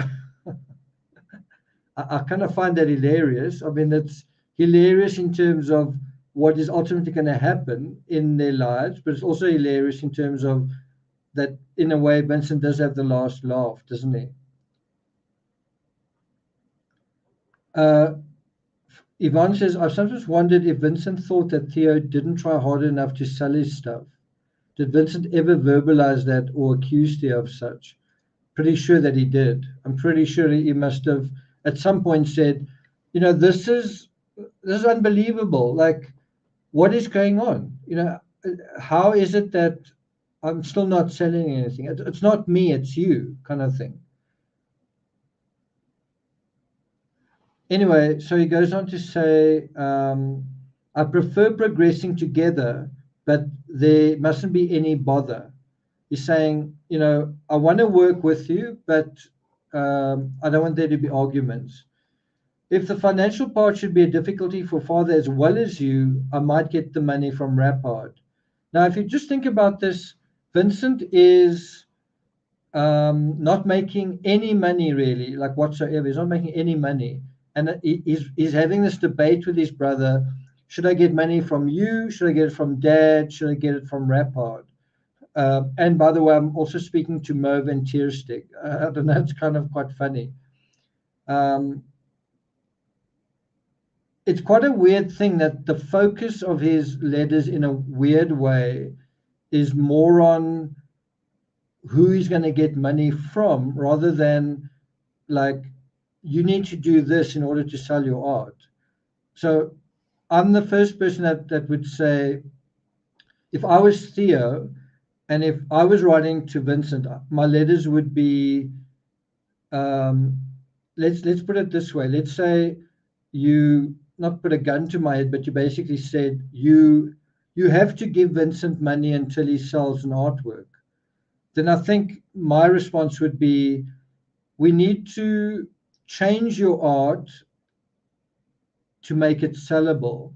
And how are we going to change it? We need to look at what is selling, and you need to get your art up to scratch with what is being sold. And that obviously would destroy the Van Gogh in Van Gogh. In other words, you would just be turning his work into something that sells. And instead, what actually happens in this journey, I'm just saying that would make sense financially to not let someone plod along. And the amazing thing in this story is that Theo supports Vincent. I think some of it is brotherly love, but I think some of it is also at some point he does start believing in him, and ultimately look at what happens. But I think you've got to think about the crazy aspect that Vincent is allowed to pursue his own agenda, even though he's not selling any art for like 8 years. That is pretty incredible. If I think about it in my own under my own terms, if I wrote a book, I've written over 100 books. If I wrote a book and it didn't sell, and then I said, okay, I'm going to write another book, and I did that for more than 1 year, I think that anyone would be justified in saying, maybe you should give up, or maybe you should do something else, or maybe you should change how you're writing, right? And I think if I did that for 8 years and I didn't really sell a book, or I only sold one book, and let's say I made $1,000 from one book, or whatever, $5,000, I think you could credibly say, look, I don't think that's working out for you. But the amazing thing is that Vincent is allowed to languish in his journey and produce the sort of art that he eventually produces. Does it make sense what I'm saying, that in a realistic way, this would never ever have happened otherwise? And I do think his art, I don't know if his art would have become as famous or as valuable without the letters. The letters are part of his legacy.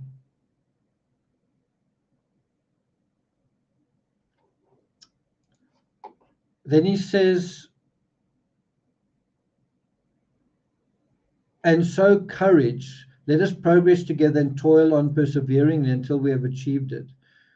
If you do not want to join me, then I shall have to go on by myself. Now, do give me an answer on this. It is quite possible, of course, that I shall not hear anything from Moab or Tierstick. If I hear anything, I'll let you know at once, and if they take their time answering, it may be repeated, either by me alone or by both of us, just as you like. Rapport is doing very well, and many others too, but you can swear by it that they have not been patient and long-suffering and nothing else. We must make progress. Get used to the idea that we must get a move on. Since my first meeting with Mobe, I have not been grinding in vain on the elements of drawing, as well as of color and of technique and of painting. I've learned new things, but I need Mobe or somebody else who is very clever, not to make me think a great deal of myself, but to give me some courage, which oozes away if things drag too long. Forward. And what the devil do I care if I fail? If I fail, then I'll try again. I think that is another incredible statement from Van Gogh, and one that you've got to bear in mind with regard to Van Gogh in July. Thanks a lot, Stephanie. Stephanie's put a link to my book there on Van Gogh. If you take what he's saying there, what the devil do I care if I fail? And if I fail, I'll try again. Van Gogh had this attitude in 1884. Well, he had the same attitude in 1890. So if you're going to say he was a troubled artist, he couldn't sell his art, that's why he's suicidal, no. And that is a great attitude. That is the attitude to winning. That is another version of that world champion Ironman triathlete Lucy Charles Barkley, who said, sometimes you just have to go all in and just see what happens. Sometimes you've got to just be totally committed and see what happens. If I fail, I'll try again. Think about Elvis, who was trying something completely new, and even the record companies would have said, "You're crazy. We basically sell white music, right?" And then he tried something new, and he tried and tried again, and look at what happened. When you try something new, you can fail spectacularly. You can also succeed spectacularly. It's necessary to carry on vigorously with renewed energy, and then matters will be settled between us to our mutual satisfaction. It is very true that primarily I've spent this year on my work, secondarily on myself, more than I did last year. So I think that's already an indication of how well things have worked out staying with his parents, even though maybe he didn't enjoy it that much. It also is a bit of a counter to this narrative of, did Vincent being in love with Scene help him produce art? And I don't know whether the answer is really yes. I mean, he did paint a portrait here and there. But in that case, I don't know if it was that helpful. Whereas Margot Becherman, I think, did help him. In fact, she wanted to actually buy his art. Tommy says, I'm going to stand up.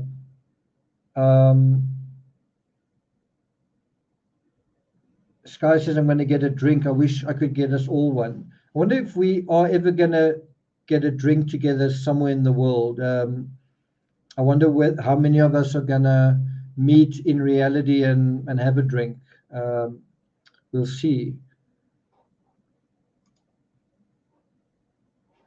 So he goes on to say, I'm not sorry for it. I've also made progress just in the things which will help to redress matters in painting. I only regret that I couldn't spend a few hundred guilders more. What I have gained by it is that I can now easily brush ahead from the model in one morning, for instance, and that at last my color is becoming more solid and more correct, and my technique is getting more character. So that is the sense he has of the progress that he's making. His color is becoming more solid. I'm also going to stand up. He says, my color is more solid, it's more correct. My technique is getting more character as well.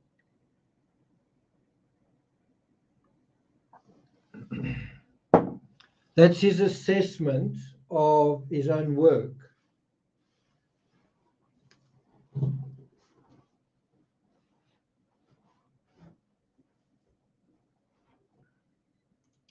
So then he goes on to say, now I can very well understand that my saying I needed money for it and needed still is criticized.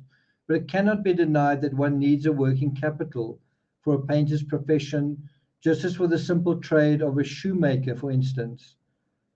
Do you remember in a previous poll I said, what was the profession of Margot's uh, father? And I said, a butcher, baker, candlestick maker. Well, I suppose I could have added a shoemaker there. And it was ultimately a pastor.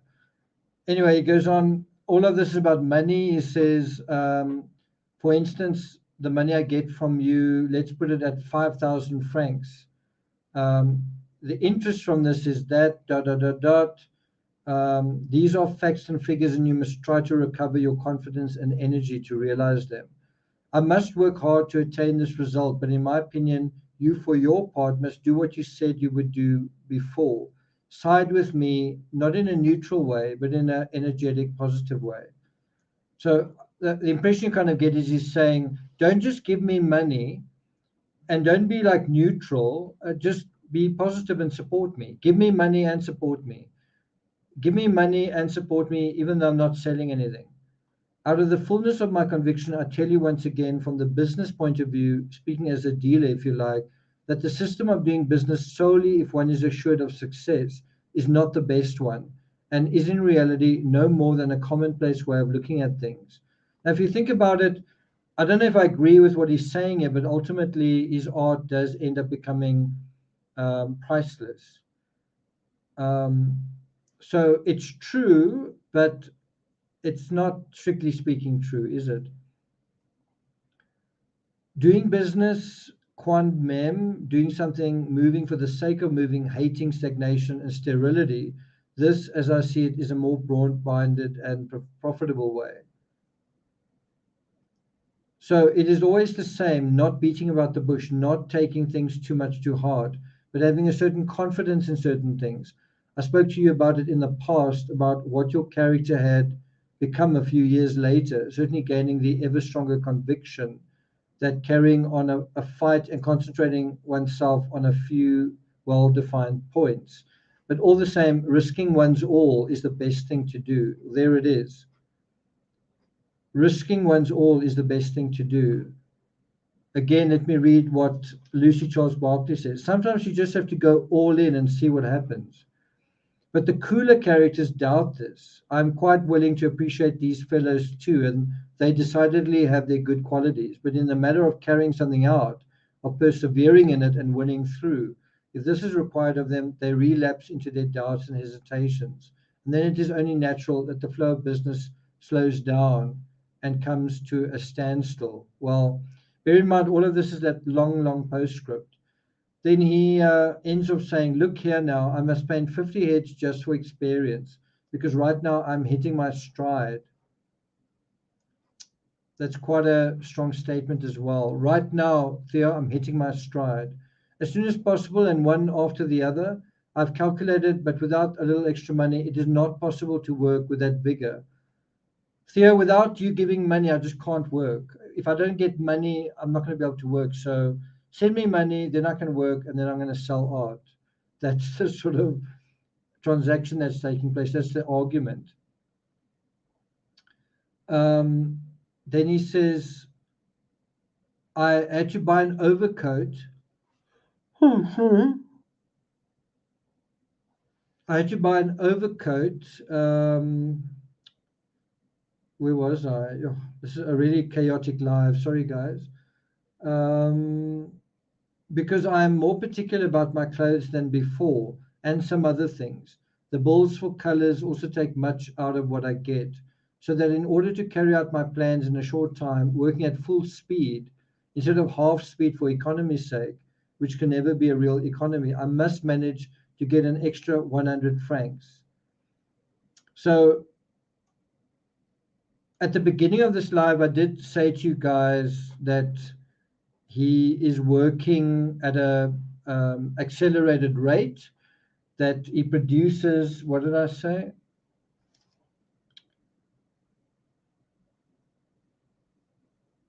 He produces 40 paintings of peasants' heads and 24 close-up studies of various kinds of cottage work. So he really was true to his word. He really was going to work hard.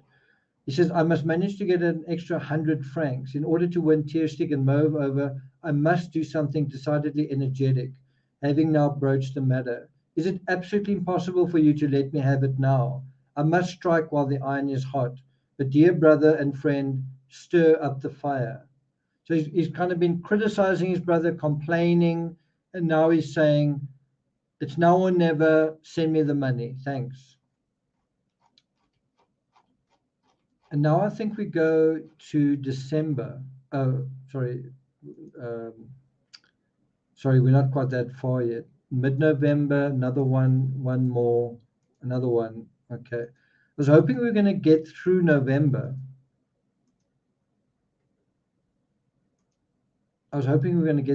Anyway, so he ends up painting this at roughly this sort of period. And it is pretty dark, isn't it? It's pretty dark.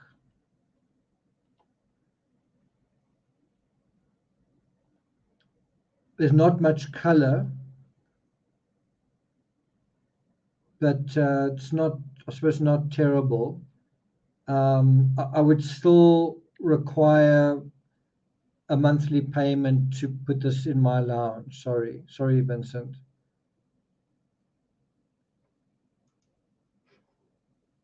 So he says, yesterday I brought home that study of the watermill at Gennep, which I painted with pleasure and which has procured me a new friend in Eindhoven, Anton Kersenmakers. Eindhoven is where the colonel's sister was when she was paging through a magazine and found out her brother is Elvis's manager. Anyway, this guy passionately wants to learn to paint and to whom I paid a visit, after which we set to work at once. So that very evening he had already brushed a still life, and he has promised me he will try to paint about 30 of them this winter, which I will come and look at now and then and help him to make. He is a tanner who has time and money and is about 40 years old, so he has more chances than Hermans, who wonderfully keeps up his ardor for all that, however, and works just as hard as he did the first days. He gives almost all his time to it. I think this new fellow will soon get an eye for color. I intend to make these people gradually pay, not in money, but by telling them, you must give me tubes of paint. For I want to paint a lot, continually, and I want to manage so that I no longer need to work at half speed, but can paint from morning till night. You must not suppose that I am so eager for people to approve of my work and my actions in general.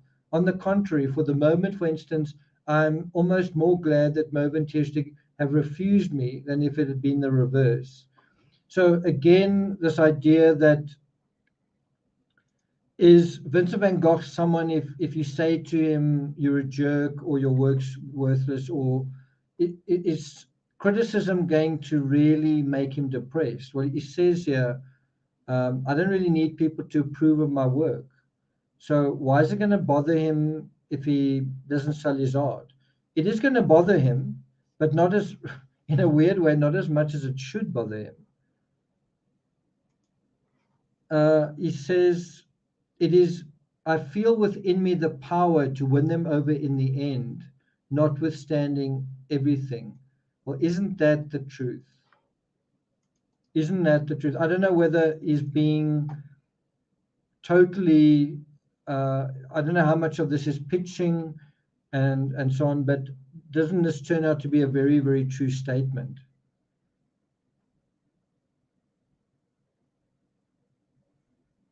It's a really powerful statement, this. I wonder whether this isn't a better name for this particular article, this particular live, than the one that I've chosen.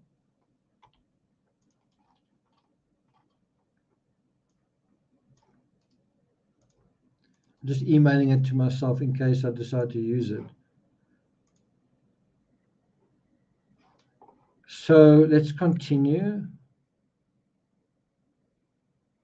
Yeah. Yvonne says Vincent likes to play the long game. I should not have applied to them again if I didn't feel that I'd gained a fixed point by drudging these last years on the ABC of drawing and painting. Drudging harder, remember it previously said plodding, drudging harder than they can imagine, and I should not have started a new fight if I didn't feel sure of the possibility of winning it. I'm not sure of the certainty of winning it, however, but I dare speculate on its chance. So I'm none the worse for it now that I've begun to appeal to the public. In the very fight, I shall feel my strength grow, and I shall learn more by criticism, by ill will, even by opposition, than by resignation. That's another very big statement. That's another very big statement. Now, I think Vincent is the kind of artist that artists love and the parents of artists hate, because, and also the parents of someone who's in love with an artist hates, because all of this is wonderful and beautiful and nice, but in a way it's a bit unrealistic. In a way it's saying, oh, so if you don't make money, that's fine. And the answer is, yeah, it is fine. Well, it's not fine for some other people. I shall feel my strength grow. I'll learn more from criticism. I'll learn from my mistakes. I'll make mistakes and learn from them. I'll grow because of ill will. Opposition will make me stronger. But those things I mentioned to you, I must decidedly insist on. I've set myself a task of making a certain number of studies for which I lack the money, no matter how I calculate, and yet cannot put them off for any reason on earth. That's quite a big statement as well. Theo, I've given myself a project, but I can't put this off for any reason on earth. I have to do this. I must also tell you that as a freelance journalist and also a freelance author, I gave myself tasks. I gave myself jobs. I gave myself books to write. And that is as ridiculous as it is kind of incredible in a way. You give yourself work. And it can be ridiculous if no one buys it, but it can be quite incredible when people do buy it.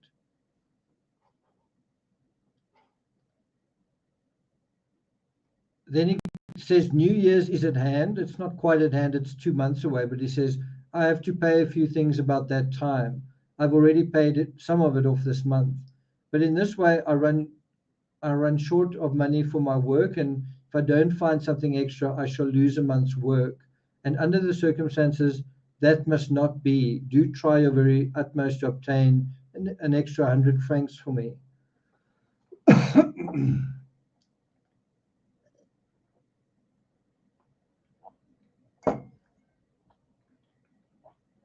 I, for my part, will also get a contribution of colors from the people whom I give lessons to.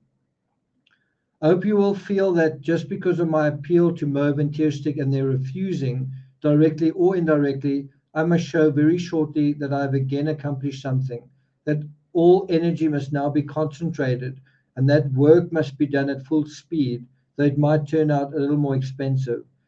That will be amortized, and I stick to what I said. In the future, we must manage to get at least a good interest from the capital invested.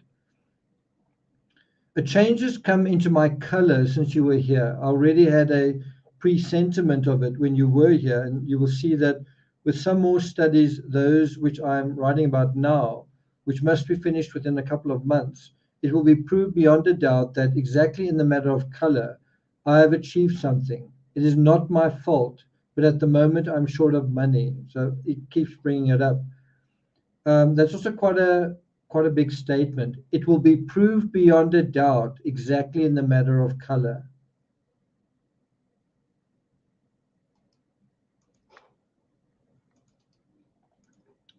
Some quite portentous statements in this letter and the previous letter from Vincent. I painted more than I could really afford, and there can be no economizing now, for we can gain important points by striking while the iron is hot.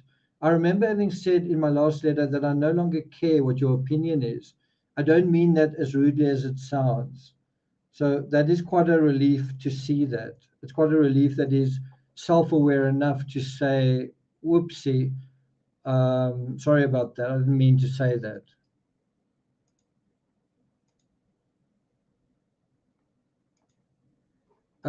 Nisi says, towards our Van Gogh European trip and drinks in the flesh, Nick, you brought a lovely group together. May we all make a trip happen. Never question how important your hard work is to all of us. We are here for you. Thanks very much, Nisi. Appreciate that. Thanks a lot. Yeah, and I mean, it would be great if we can arrange some sort of reunion.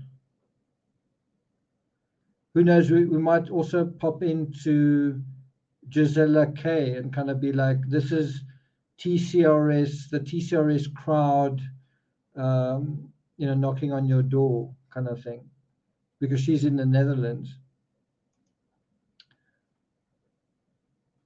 Okay, so he says, I'm sorry, I didn't mean that as rudely as I said. I only mean that in some respects, I've decided to push on with passion rather than prudence. That's another quotable quote from Van Gogh. I've decided to push on with passion rather than prudence.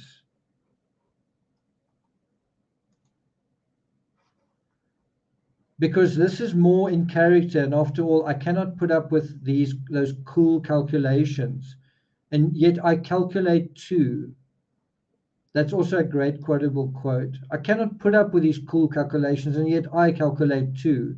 The extra I ask, and don't ask it at once, is, but look at what I mean. Try to send 20 francs extra about November 20th. Then the ordinary amount on December 1, then another 20 francs extra about December 20, and the same in January. Then I shall be able to make both ends meet during those months. And I need not stop for days when the work requires my not losing a moment. Now, I don't know about you guys, but like, isn't Vincent, do you not to some extent question his sincerity? He says to his brother, I don't care what your opinion is. And then he says, I don't mean to be rude. And then he asks him for money. So, and then he talks about calculating and all that kind of thing. Is Vincent as sweet and as nice as he seems to be? I think he's become a bit of a smooth operator here. He's got the gift of the gab to some extent.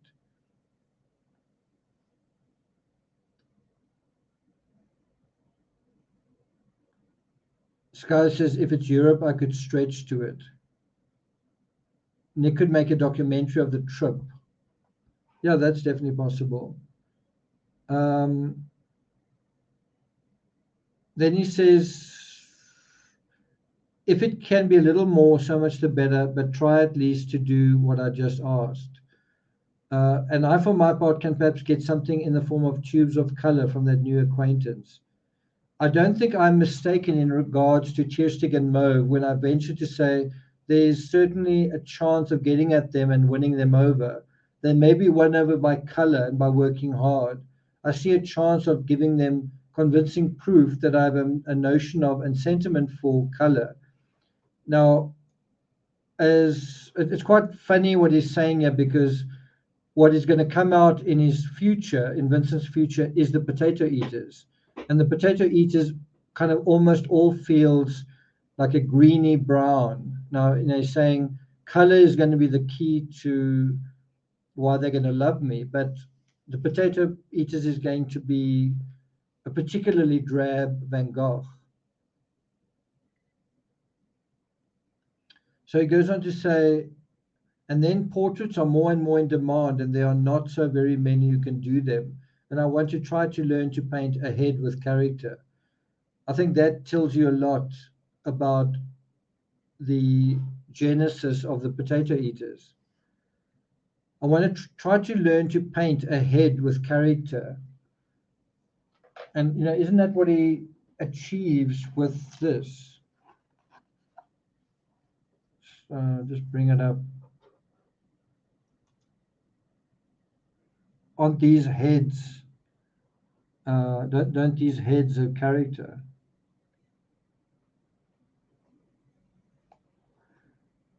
That's a bit better. What happens if I zoom in? Is it going to disappear completely? Yeah. Okay. It says, I've just recently become enthusiastic about it because my idea of color has become firmer. You need not meddle at once in that affair of tear stick and mauve, rather spare yourself. But when, for instance, I have those projected 50 heads ready by the end of January, then it might be well if you unexpectedly said a few words to them. Do you see how it's all calculated? In a weird way, Vincent is playing a kind of a game with his patrons, I guess. Is kind of keeping them, keeping himself in their conversation, I suppose. Herman says, after all, positively promised to give me the money for a trip somewhere, but with a return ticket. So he's getting money from all sorts of sources now. If I want to go to Antwerp, I can take him at his word, and this winter I will manage to try to get some connections there, though they may not succeed all at once either. Goodbye. Be sure to send me 20 francs by November 20th to keep me going till the end of the month. With a handshake, ever yours, Vincent. So we've gone over 2 hours. I at least want to get through November. How many more Novembers are there? I think it's 1, 2, 3. So I at least want to get through November, hopefully by 2 hours 30. You guys good with that? Tommy says Thea had a lot of money and a lot of heart. Dear Theo, I'm sure you'll be interested to hear particulars about the call to Halford that Father has received. Father told the people at Halford that he would not even consider it unless the salary at Halford were brought on a level with the salary at Newnan. And Father wrote today that they do not seem to object to making up the difference in salary. I think they will have to add 150 guilders. So although nothing has been settled yet, considering the willingness of the worthy natives, there is definitely a chance that as the result of his own words, Father will have to consider it seriously. This is important to me, as I should certainly not like to go with them to Halford. So I wanted to state precisely how matters stand. So look at the situation where his own father gets kind of a transfer, a kind of a promotion, and then he says, I think I want to have a say, Dad. I want to have a say in your career. And this is what I want to say, Dad. I do not want to go, so please don't go. Right? It's totally totally interfering in his father's life in a way to say my life is more important. And I suppose he has spent quite a lot of time setting things up at home, but well, I don't know. Vincent can sometimes be quite a difficult fellow, you know.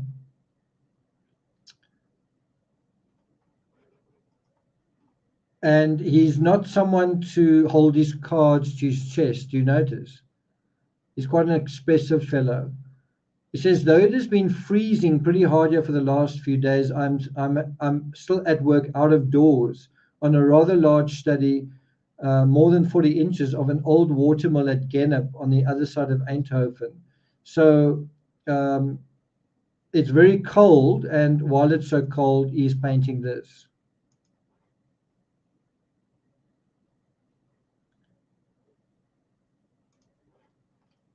Then he says, I wanted to do it entirely out of doors, but it will certainly be the last I shall paint out of doors this year.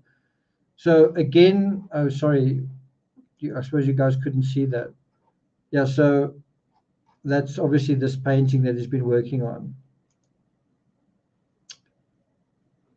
So this is also Vincent finding himself as an outdoor artist, as a landscape artist. He says, I wanted to do it entirely out of doors, in plein air, as they call it, but it will certainly be the last one that I do out of doors this year. Well, definitely not the last one in your career, my friend. Then he says, since I wrote to you, I've also been working on other studies, including two heads of polderman. Now, as far as I'm guessing, a polderman is the guy who actually pollards the trees. Then he says, I now have three people in Eindhoven who want to learn to paint and who I am teaching to paint still lifes. I can safely say that since your last visit, I have made progress in the technique of painting and in color, and that I shall continue to do so. You can imagine if Theo is sending him money, then he's got to keep writing letters to Theo to sort of keep the goose laying golden eggs. He's got to keep convincing Theo that I'm working, I've learned this and this and that and that.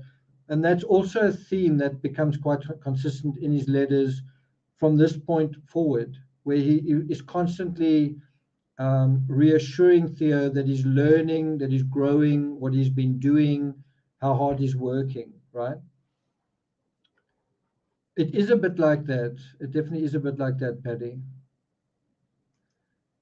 He goes on to say, you know that I took steps. Oh, hold on. You know that I took steps to make it up with Mauve and Tearstick after what happened in the past. I'm not sorry I did so, but they have refused to have anything to do with me, very definitely refused. This does not discourage me. So again, I want to show you how when someone does something that would hurt someone's feelings, Vincent is actually not discouraged. He's becoming quite a tough guy. I'm not saying that he's not sensitive, and I'm not saying that he's not capable of being sensitive, um, in a general sense, but that he's also had lots of troubles in his life, lots of difficulties, and he's kind of up to that task. He's used to being discouraged. I consider it like sending a picture to an exhibition and having it refused. At first, one must meet with opposition a few times. So I repeat, I'm not sorry for the advances I made. I shall probably repeat them, not at once, but before long. Now, I must tell you that I should be very grateful if you did not stay entirely neutral in this.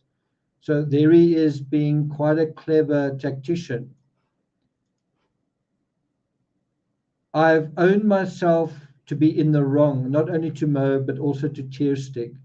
I did it the more readily because I believe that later they will see for themselves that on their part they've absolutely misunderstood some things which they don't see yet. I think that's also an incredible statement given what we know is going to happen in art history. I believe that later they will see for themselves that they've absolutely misunderstood some things about me that they don't see yet. Isn't that going to be the truth with Vincent van Gogh?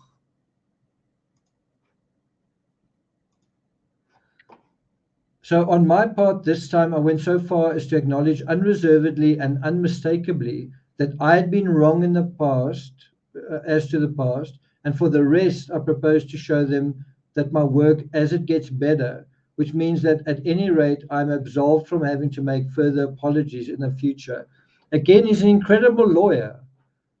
He's an incredible uh, sort of artisan with words, an incredible artist with words. He sort of says, I'm apologizing now, but I reserve the right, or I'm absolved from making any further apologies. I'm making an apology now, and that's enough.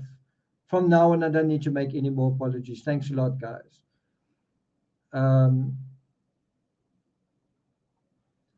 Then he says, once is enough, and really it was not necessary for me to go as far as that, namely unconditionally. Getting them to be open-minded on their part is another question. Come to my aid in this matter if you feel inclined to do so. If not, don't worry, but then I shall return to the attack after a while. I do not know how you have taken my last letter, which was not meant unkindly. My affairs can prosper, and in both our interests, I wish we could concentrate all the power at our disposal. I sent both Kierstik and Mauve a few words in answer to their refusal to tell them that, and this is a quote, I guess, from the letter. I perhaps agreed with Kierstik it was better for me to look for new friends than to try to renew old relations. That this was exactly my own idea too. That except and besides that, I've had enough confidence in the future not even to give up the renewal of old relations, perhaps even better than before. Well, I guess Van Gogh did make some new friends. He made a really good friend in Margot Becherman. This was my answer to Tierstig, and it is also my answer to you. I believe it is possible to be on better terms with you two than we are at present. But speaking frankly, I think you have been too neutral toward me this past 1.5 or 2 years. And above all things, I desire more cordiality. Our friendship having been too cool and too inactive for my taste. You may find this conceited if you like, but it isn't. I pointed this out to you before, and again now for serious practical reasons. Now he touches on Margot Becherman again. I guess this is written on a separate page. Margaret Becherman will be returning to Noonan one of these days. I've always remained good friends with her, and it is on my advice that she is not given away to the pressure exerted by her sisters, who showed clearly that they preferred her to stay away, and who are still annoying her by suggesting that she has made a mess of things. On the contrary, her family is under an obligation to her, for at the time her brother went bankrupt, she put her own money into the business. Some little bit of intrigue going on in her story. The simple fact is that if she and I choose to love each other, whoa, so we are back to that. If we are attached to each other, which we have been for a long time for that matter, we are doing no harm, which people have a right to reproach either one of us with. And in my eyes, it is absurd that people should feel obliged to bother their heads about it, with the idea that it is in my interest or hers. This meant doing a bad turn. It may be that they did this with the best of intentions, but there was Louis Becherman. He too had objections. I think that's his brother, her brother, um, Margot's brother. But he behaved and went on behaving in such a way that she, as well as I, so I've got another yawn coming on. This has definitely been a unique live, I must say. It's full of all sorts of twists and turns. Anyway, he says he could help when the thing I knew about happened, whereas the others only hindered. And we were quite of one mind as to the measures that had to be taken then. Now, what's quite crazy is this thing about help and hindered. I never read this letter before I did this live, and so the fact that I have the words help and hindered literally in the poll to this live, I think is quite funny, kind of quite funny, peculiar.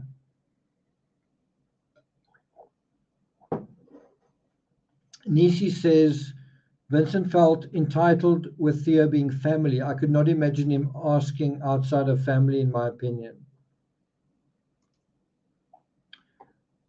Stephanie says, I think Jo cared for Vincent. After all, she kept Vincent's letters to Theo after all those years and shared them with the world. Yeah. Well, I think she cared for Vincent as a brother-in-law, obviously, and obviously cared for her husband, you know.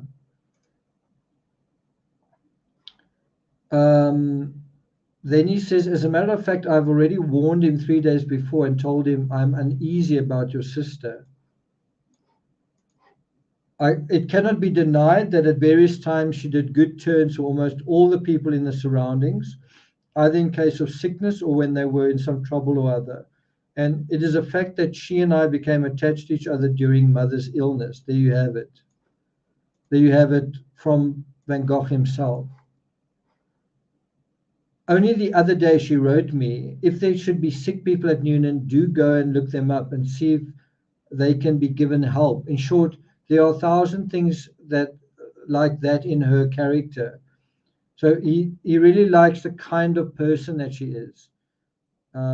He says, and the very mildest thing one can say of it is that in this case, a most deplorable misunderstanding has arisen.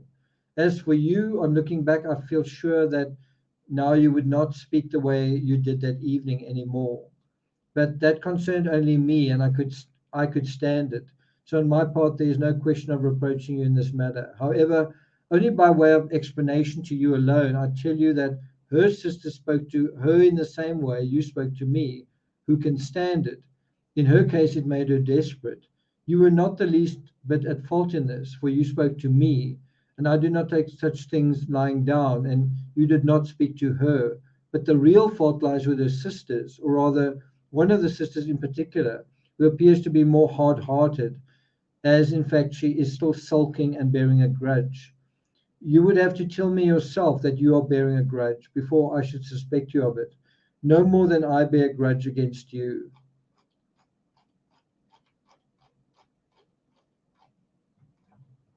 So one wonders where the rest of that letter is because there's no sign-off to that one. I think this is the second last letter we're going to deal with, and before we get to December. How many letters are in December? Just have a look quickly. 1884. 5 letters, about the same as there. Yeah, it's a bit too much to get through right now. So let's. Oh, what have I just done? Let's go back to. Is it mid-November? I think this is the next letter. Can you guys see that? Okay. Dear Theo, I suppose you already know that Father has refused the living at Halford.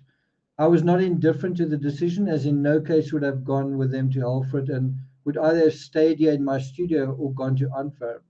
Now, as far as I can see it, it is and will be best for me to simply go on as I am and to stay here.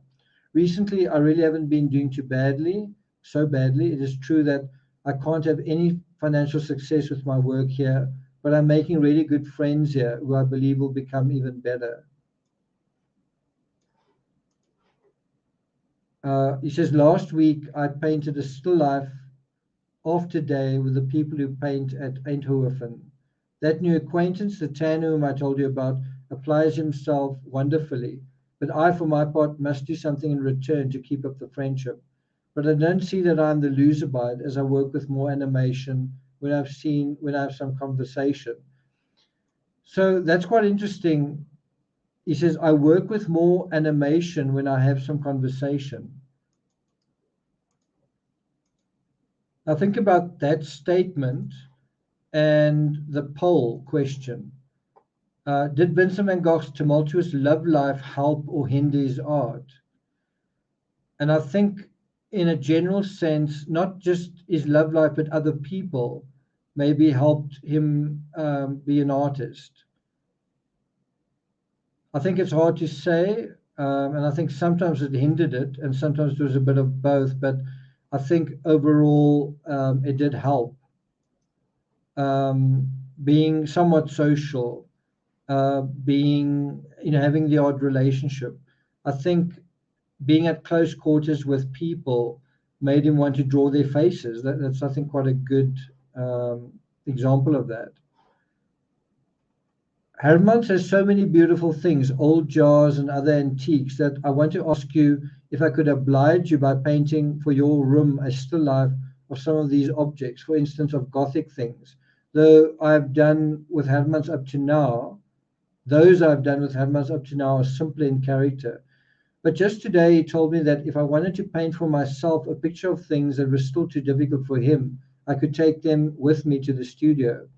Please give me an answer to this, and if you like, I shall make one for you, and I will pick out the best things. I've finished a little one already. As to my asking you to send me another 20 francs before the end of the month, I hope you will do so.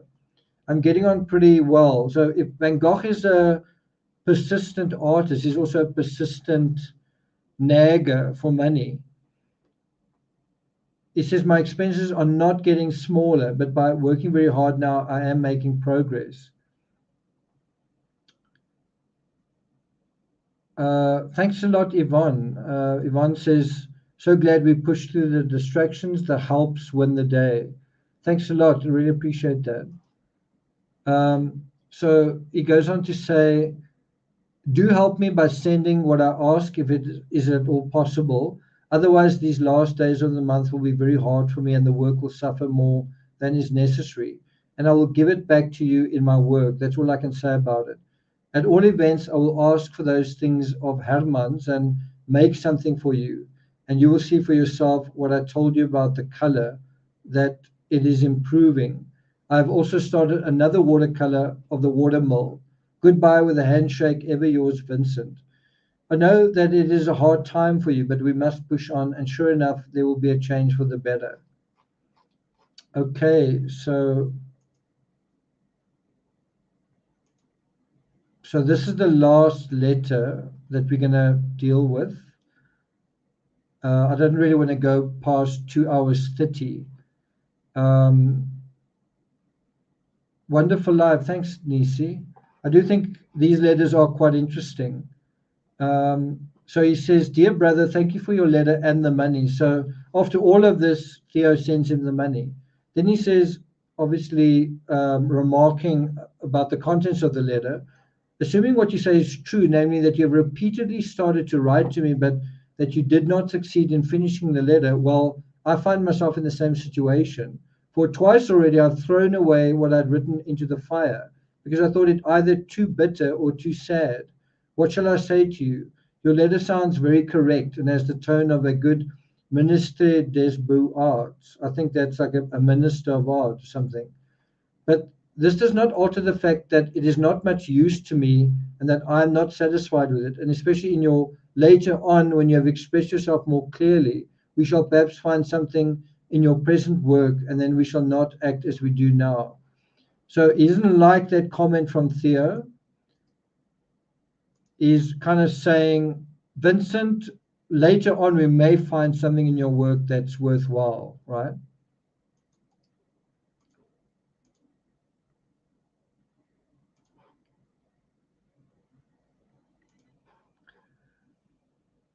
He says, I see only a fair promise, but in reality a ministerial fata morgana in the eyes of a fellow like me would rather find an outlet for his work in a more pedestrian way, provided that it is at the present moment.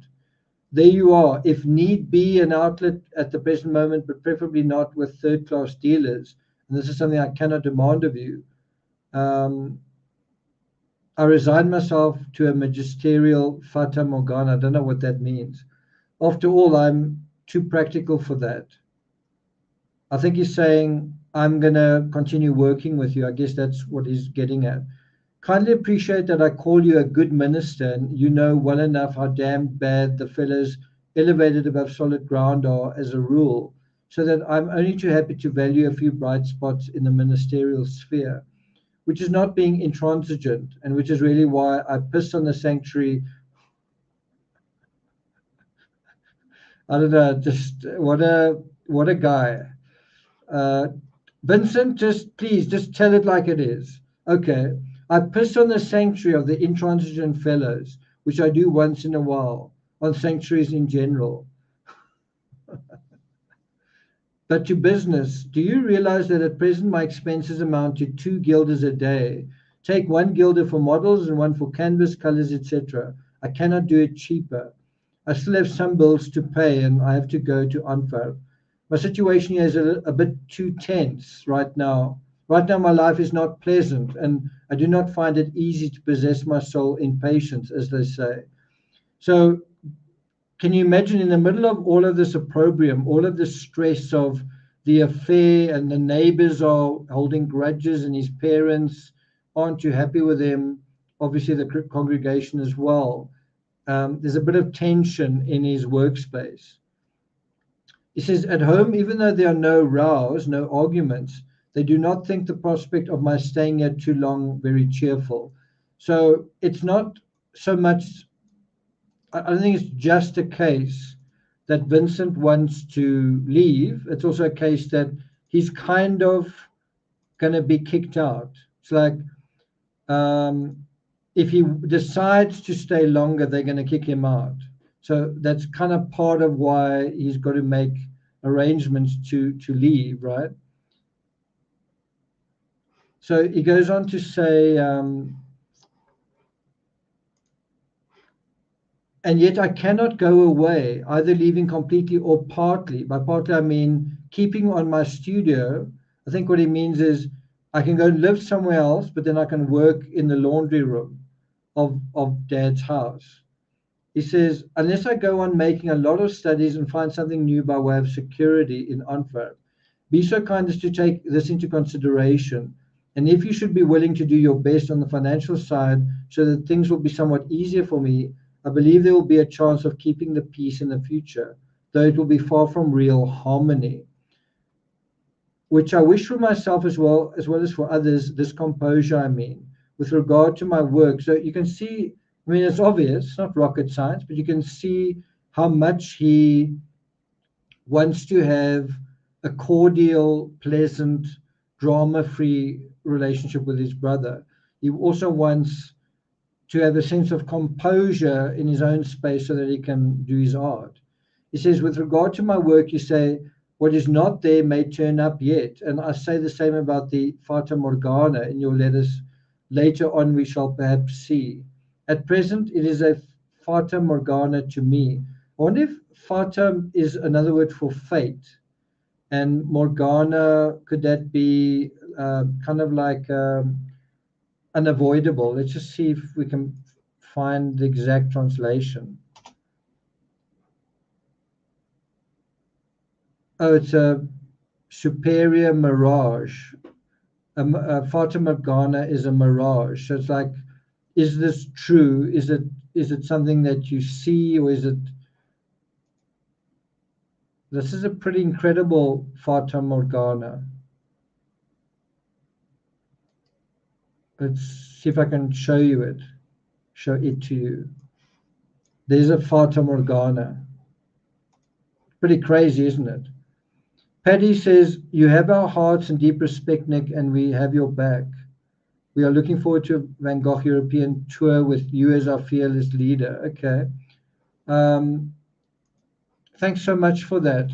Thanks a lot to you guys for your contributions today. It definitely makes me feel a little bit better. Today was really chaotic, and yeah, but it definitely has worked out okay. Ultimately, I'm glad I stuck by it as well.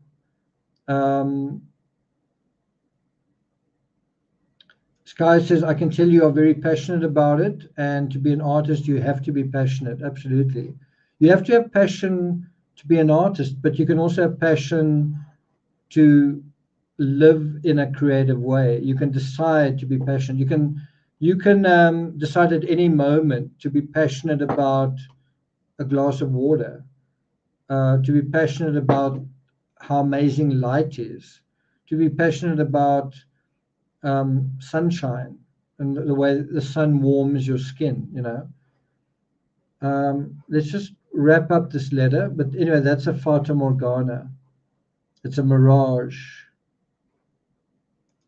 We keep learning things, don't we? And then he says, goodbye with a handshake, ever yours, Vincent. So that is it. We'll resume the Van Gogh letters. I think it's episode 28, isn't it? On the 27th of December. 27th, on the dealing with this one, December. You can see I'm a little bit flustered still. The 7th of December, there he talks about Saint Nicholas. That's another word for Christmas. So we'll deal with that in the next Van Gogh letters. So hope you guys have found this generally a worthwhile episode, and I'll try and in the next episode show you more pictures of that weaver bird. I did take one or two, but honestly, not enough worth to show you guys. I'm kind of waiting for a nice sunny day where you can really show off the color and the rest. But it has been quite dreary and rainy and cold the last few days. Sky says, sorry, I can't contribute this month, but I will do after my school holiday. Okay, well, thanks for letting us know. Stephanie says, glad things are feeling better. Yeah, I'm also glad about that other thing that I thought might require surgery. I'm glad that that's not the case. So yeah, thanks guys for being here.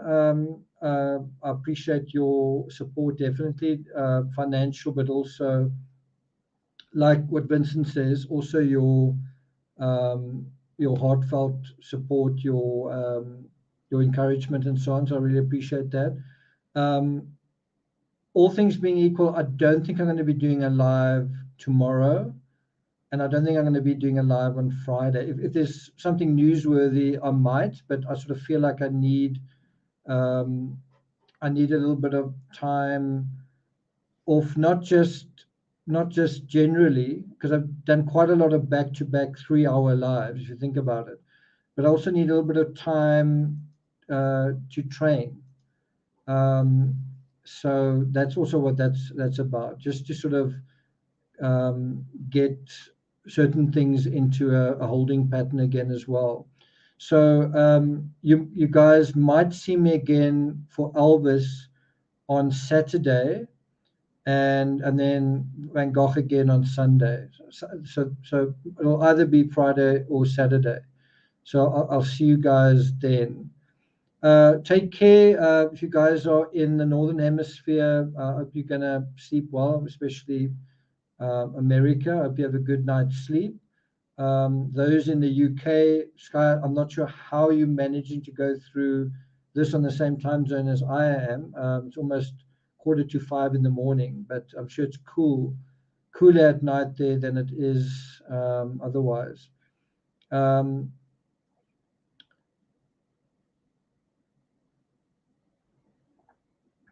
cool. Okay. Okay. Again, thanks a lot, guys. See you next time, and all the best.